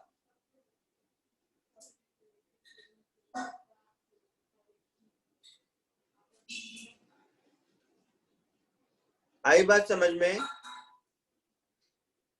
तो angle of dip angle of dip क्या है? तो हॉरिजेंटल डायरेक्शन और एक्चुअल मैग्नेटिक फील्ड का डायरेक्शन मैग्नेटिक मेरिडियन में जो एंगल बनाता है, उसको एंगल ऑफ डिप कहते हैं। ठीक है? तो अगर एंगल ऑफ डिप डेल्टा है, तो जो हमारा horizontal component of magnetic field होगा, उसकी वैल्यू अर्थ का मैग्नेटिक फील्ड का कॉस डेल्टा कंपोनेंट होगा। और जो वर्टिकल डायरेक्शन का मैग्नेटिक फील्ड है, वो b इंटू साइन डेल्टा होगा, है ना? तो अगर मुझे वर्टिकल और हॉरिजेंटल मैग्नेटिक फील्ड मिल गया, तो मुझे एंगल ऑफ डिप मिल जाएगा। हाँ सर। तो angle of dip delta is bv by bh। तो ये हमारा एंगल ऑफ डिप का फॉर्मूला हो गया, वर्टिकल डायरेक्शन का magnetic field upon horizontal direction का मैग्नेटिक फील्ड। ये एक फॉर्मूला है जो आपको काम आएगा, इसको कॉपी कर लीजिए। बट हाँ, क्वेश्चन की लैंग्वेज से ये सब एंगल को आइडेंटिफाई करना आसान नहीं है। दूसरी दिक्कत इसमें कहाँ होती है कि नाम डिप है, बट डिप का मतलब डिक्लिनेशन एंगल नहीं होता, इंक्लिनेशन एंगल होता है।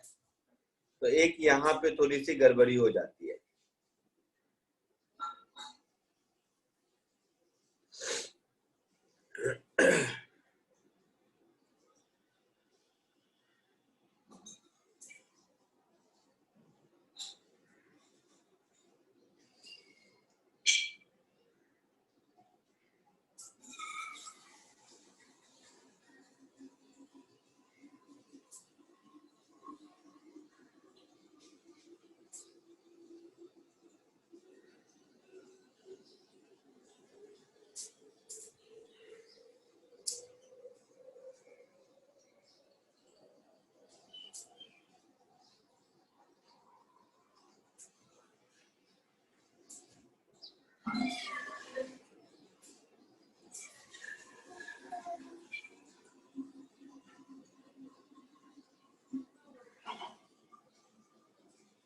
लिख लिया सर।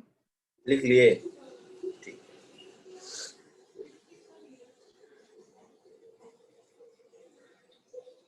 आगे बढ़ो। हाँ सर।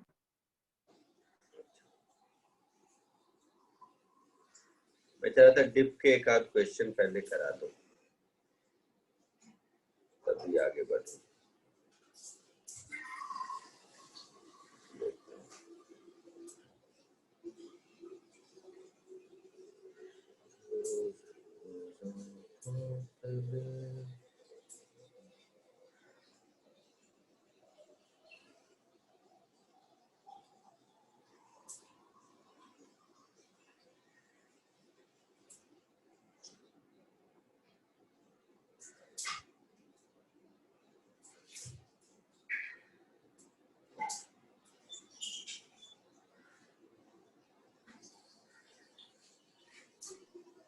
सर हाँ, सर क्या आप 1 मिनट जूम आउट कर सकते हैं थोड़ा सा?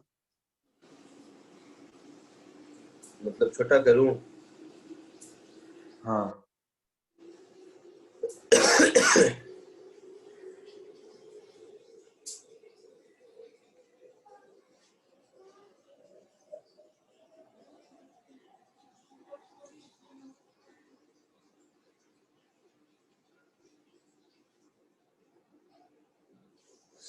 एक क्वेश्चन देखिए,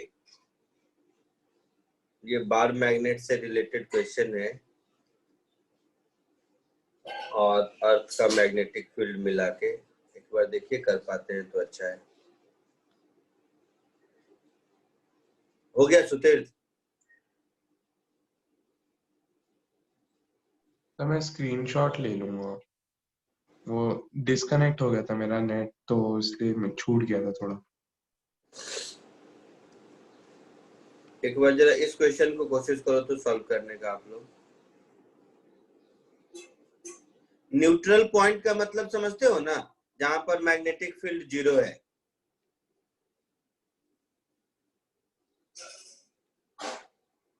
एक बार ये क्वेश्चन कोशिश तो कीजिए, देखो।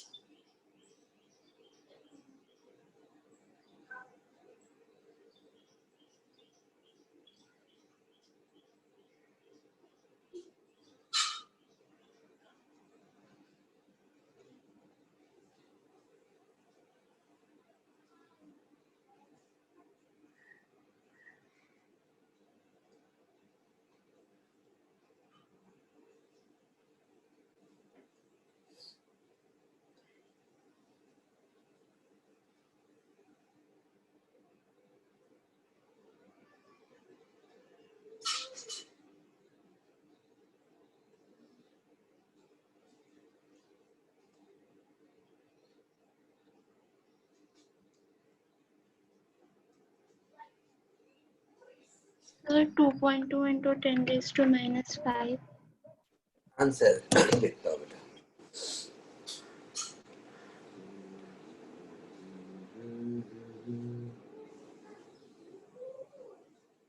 $22 माइक्रो टेस्ला है। हाँ सर। हाँ सर वही। Very good.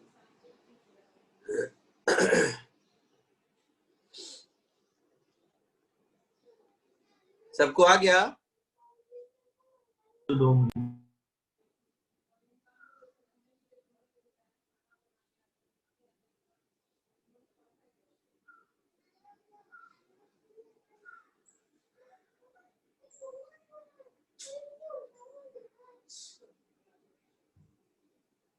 हाँ सर वही है।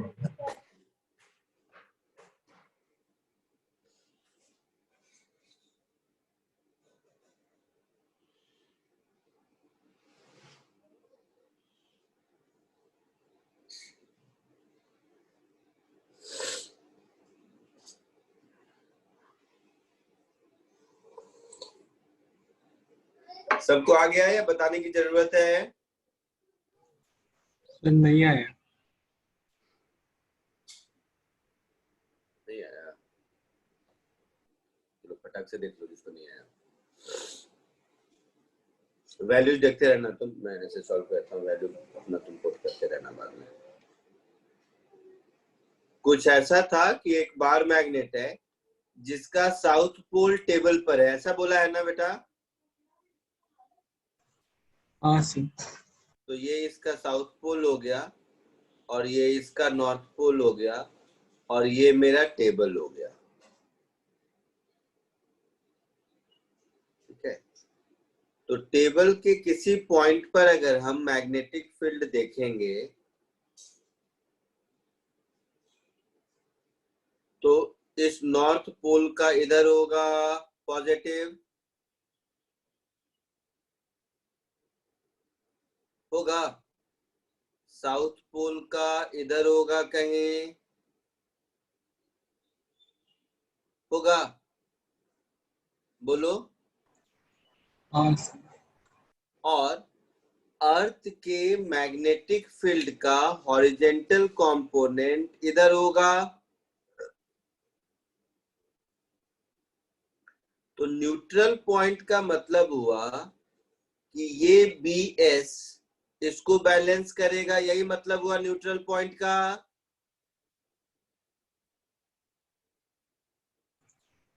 हाँ सर। आया समझ में?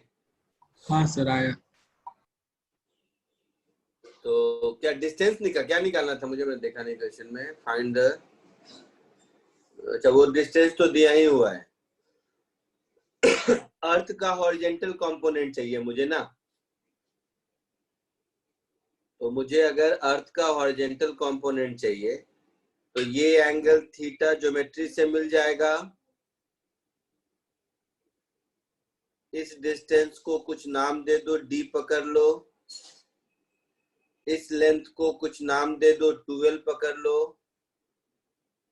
12 या एल जो भी है फॉर्मूला में पुट, ऐसा होगा। तो ये जो डिस्टेंस है ये हो जाएगा under root D square plus 4l square हो जाएगा,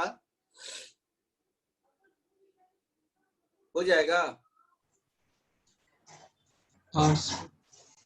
तो मुझे बी एन की वैल्यू मिल गई mu naught by 4 pi M into D square plus 4l square का, बस इतना ही। ये हो गया बी एन। बी एस हमारा हो गया mu naught M by 4 pi D square, B S भी मिल गया।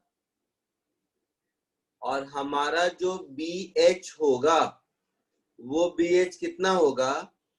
तो B S minus B N cos theta होगा, होगा। यही बी एच पूछा है मेरे से, समझे कि नहीं? हाँ सर।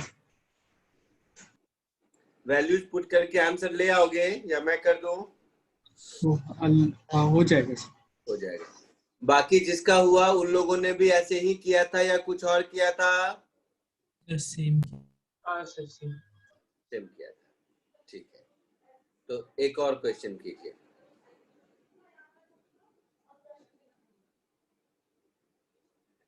मतलब देखो, पढ़ रहे हैं इसलिए करा रहा हूं, ये गारंटीड है कि जेई मेंस में पूछता तो है, लेकिन इतना मतलब इस लेवल ऑफ डिफिकल्टी से छोटा ही पूछेगा। और इसी क्वेश्चन को थोड़ा बहुत ट्विक कर दे तो एडवांस में भी पूछ सकता है, कॉम्प्रिहेंशन बना दे, कुछ भी कर दे। समझ रहे हो? नेक्स्ट वाला क्वेश्चन करो।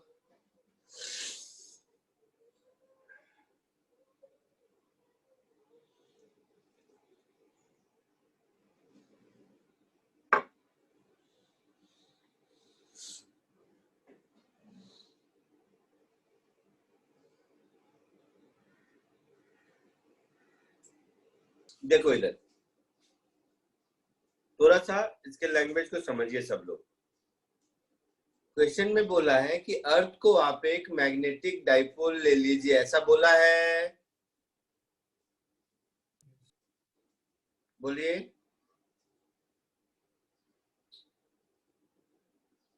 ऐसा बोला है ना? तो ये मैंने अर्थ को एक मैग्नेटिक डाइपोल ले लिया, जिसका ये साउथ पोल है और जिसका ये नॉर्थ पोल है, और ये इसका सेंटर है। यहां से कितना 135 डिग्री एंगल बोला है शायद, देखिए ना, where radius makes an angle 135 degree with the axis of Earth's assumed magnetic dipole। मतलब ये एंगल 135 डिग्री है। सर 135 नॉर्थ के रिस्पेक्ट में हुआ कि साउथ के रिस्पेक्ट में? हम लोग डाइपोल का angle positive to negative charge लेते थे ना। सॉरी, ये नीचे वाला नॉर्थ होगा, सही बोल रहे हो। ये मैंने यार ये डायग्राम जो है ना, एक सेकेंड, ये नॉर्थ होगा, ये सही बोल रहे हो आप, ये नॉर्थ होगा और ये साउथ होगा। डाइपोल मोमेंट वेक्टर से एंगल लेते हैं ना, तो ये नॉर्थ होगा, ये साउथ होगा, ठीक है। ये 35 डिग्री है और ये डिस्टेंस r है। यहां पर ये वाला पॉइंट P है, ठीक है। अच्छा, अब यहां पर अर्थ का मैग्नेटिक फील्ड कितना है ये दिया हुआ है, Yes. है ना। तो यहां पर मुझे डिप चाहिए, that is angle of inclination चाहिए। तो एक बात बताइए, इस डाइपोल के कारण जो फील्ड होगा वो फील्ड इस लाइन से, जो थोड़ा सा मैंने इसको डायग्राम को 90 डिग्री में देखे, 90 नहीं, कुछ ये कुछ एंगल बनाएगा। तो ये जो कुछ एंगल बनाएगा उसका ये जो अल्फा होगा, ये डाइपोल में फॉर्मूला पढ़ चुके हैं, tan alpha is tan theta by 2। याद आ रहा है सर? हाँ सर वो तो पोल पे, बोलो बोलो बोलो। पोल पे स्ट्रेंथ। हाँ, तो ज्योग्राफिकल नॉर्थ साउथ और मैग्नेटिक नॉर्थ साउथ में डिफरेंस होता है ना बेटा। तो इस लाइन को मैं आपको समझाने के लिए बता दूं, ये जो लाइन है ना, ये वर्टिकल का लाइन है। चलो,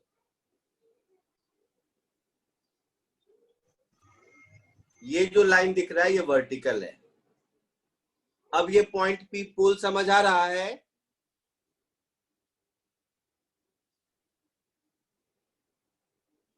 बोलिए। सर जो वहाँ पे मैग्नेटिक फील्ड है एग्जैक्टली वो किस डायरेक्शन में? किसका मैग्नेटिक फील्ड बेटा? अर्थ का। हाँ, अर्थ के डाइपोल की वजह से।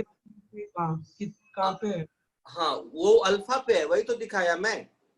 इस डाइपोल की वजह से जो मैग्नेटिक फील्ड होगा वो वर्टिकल से अल्फा एंगल बनाएगा, जहां की tan alpha is tan theta by 2, dipole वाला फॉर्मूला। हाँ सर। हाँ सर। यहाँ तक ठीक है? Yes sir. तो देखो, तो यहाँ से थीटा 135 पुट करोगे तो जरा कैलकुलेटर से तुम लोग मुझे अल्फा की वैल्यू अगर बता दो तो ठीक रहेगा। 120 डिग्री। अल्फा 120 डिग्री आता है, नहीं सर। अपॉन 2 है, 120 नहीं आएगा बेटा।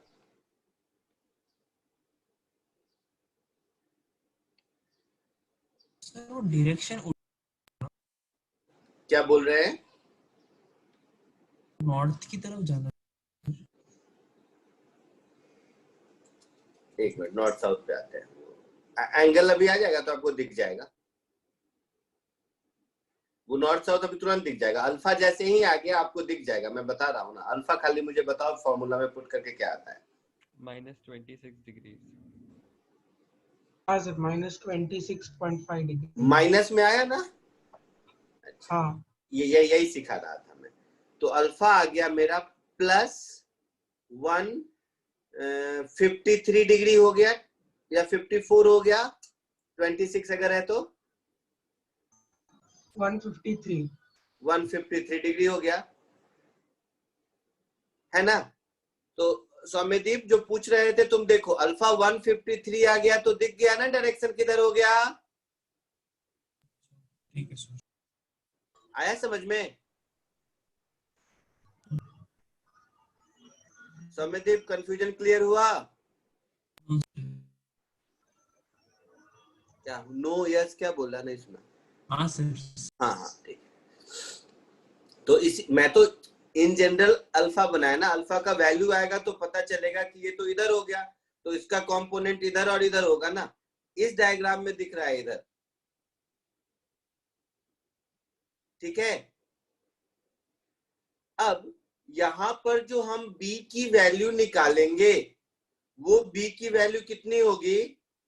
तो हमारे पास यहाँ पर b की वैल्यू के लिए फॉर्मूला है 1 + 3 cos स्क्वायर थीटा वाला।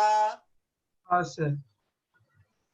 क्या फॉर्मूला है, कोई बताएगा? b = μ0/4 p की जगह म्यू लिख देता हूं मैं, नीचे ये r³ लिख देता हूं मैं, और यहाँ पर 1 + 3 cos स्क्वायर थीटा। ऐसा था क्या? हाँ सर, रूट इसका रूट ऐसा था। हाँ यस सर लेकिन वापस वो डिस्टेंस तो छोटा है। क्या डिस्टेंस? आर है ना सर, और हाँ, उसका डाइपोल का लेंथ ही 2r है। आप फिर समझिए, डाइपोल का लेंथ नहीं, क्वेश्चन में क्या लिख दिया है कि आप डाइपोल अज्यूम कीजिए, लिखा है ना? अच्छा क्वेश्चन में लिखा है ना कि इसको हमें डाइपोल अज्यूम करना है कि अर्थ के सेंटर पर ये डाइपोल है, तो अब छोटा हो गया, है ना? तो ये वैल्यूज पुट करने के बाद जरा मुझे b की वैल्यू कोई बता दीजिए कितना आएगा।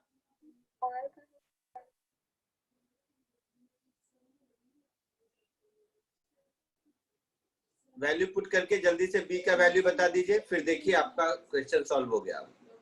सर हाँ बेटा बोलो। आर कहाँ से डालेंगे? एक सेकंड। 6400। अर्थ के सरफेस का डिस्टेंस मालूम है ना? अर्थ के सेंटर से 6400 किलोमीटर होता है radius of earth. Okay 6400 kilometre radius of earth.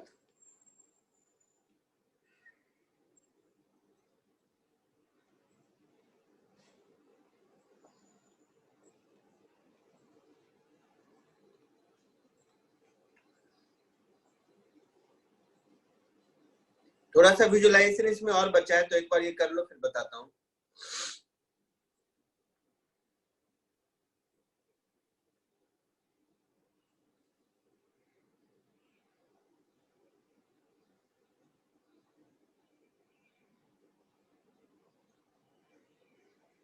Sir इसमें म्यू क्या लिखेंगे? क्या लिख म्यू अर्थ का ऊपर लिखाया था, याद है?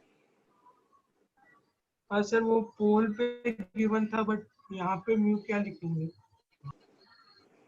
पोल पे नहीं था बेटा, मैंने आप देखिए ना, मैंने क्या लिखाया था कि अर्थ एक अच्छा, हम लोगों को क्या निकालना है ये बता दो ना, शायद जरूरत भी ना पड़े। सर एंगल ऑफ डिप निकालना है। एंगल ऑफ डिप, तो बी की जरूरत भी नहीं पड़ेगी। एंगल ऑफ डिप, ये एंगल मिल गया ना 153, यहीं से आ जाएगा। बी निकालना होता तो यहां से निकाल लेते। अब जरा डायग्राम को ध्यान से देखो, एंगल ऑफ डिप आपको यहीं से मिल जाएगा, बी की जरूरत भी नहीं पड़ेगी। ठीक है, तो ये जो आपका 153 डिग्री आया, ये 153 डिग्री किस लाइन से आया? वो सेंटर को नहीं, ज्वाइन वर्टिकल से। डायग्राम देखिए आप, वो वर्टिकल रेडियल डायरेक्शन होगा। वर्टिकल, वर्टिकल किसको कहते हैं? The direction toward centre of earth को वर्टिकल बोलते हैं ना बेटा। हाँ सर। विजुलाइज करो, वर्टिकल का मतलब ऐसा नहीं होता है। वर्टिकल डायरेक्शन क्या है? The direction toward centre of earth is vertical ना। हाँ सर। तो वर्टिकल वाला लाइन यही हुआ जो हाँ मैंने वर्टिकल लिखा है। Yes sir. समझ रहा है तुम लोग कि मैं खुद बोले जा रहा हूँ? मैं ये समझाने की समझ कोशिश कर रहा हूँ कि वर्टिकल का मतलब जो हम लोगों के दिमाग में बैठा हुआ है ना, वर्टिकल बिलो, वो नहीं। जैसे इस पॉइंट का वर्टिकल तो ये लाइन कहलाएगा, हॉरिजॉन्टल जो दिखता है वो। इस पॉइंट का वर्टिकल ये लाइन कहलाएगा, इस पॉइंट का वर्टिकल ये लाइन कहलाएगा, इस पॉइंट का वर्टिकल ये लाइन कहलाएगा। समझ रहे हैं ना? मैग्नीट्यूड भी निकालना। मैग्नीट्यूड की जरूरत नहीं पड़ेगी, इसी से हो जाएगा। तो अल्फा आ गया 153 डिग्री सबको। कहां से? वर्टिकल से। तो जरा ध्यान देना आप सब मेरी बात को। अगर ये वर्टिकल है, सब ध्यान से देखेगा, तो ये जो मैंने लाइन बनाया ये हॉरिजॉन्टल होगा। हाँ सर। अच्छा, और ये अगर 153 डिग्री आ गया तो एक्चुअल में बी का डायरेक्शन इधर हो गया।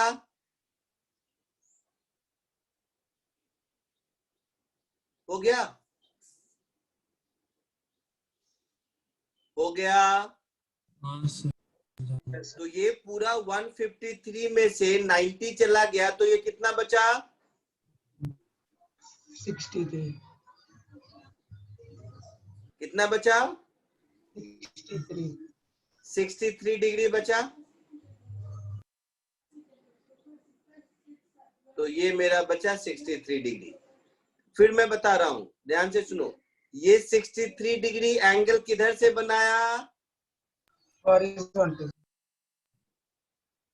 ये बनाया हॉरिजॉन्टल से। अब जरा एक पेज पीछे जाके डिप का डेफिनेशन देखिए तो क्या है? हाँ सर, वही एंगल है 63 वाला। एक पेज पीछे जाके डिप का डेफिनेशन देखेंगे तो यही 63 डिग्री है। और 63 डिग्री बिलो हॉरिजॉन्टल। मुझे बी की जरूरत नहीं थी, वो तो मैं भावनाओं में बह के निकाल रहा था, इसकी जरूरत नहीं है हमें। तो वो निकालना है। अच्छा, पूछा है क्वेश्चन में क्या? हाँ सर। हाँ तो निकाल लेना, बट मुझे ये विजुलाइज कराना मेरा पर्पस है। ठीक है, तो ये जो मेरा डिप है, ये जो मेरा डिप है, इस डिप को हम बोलेंगे 63 डिग्री बिलो हॉरिजॉन्टल।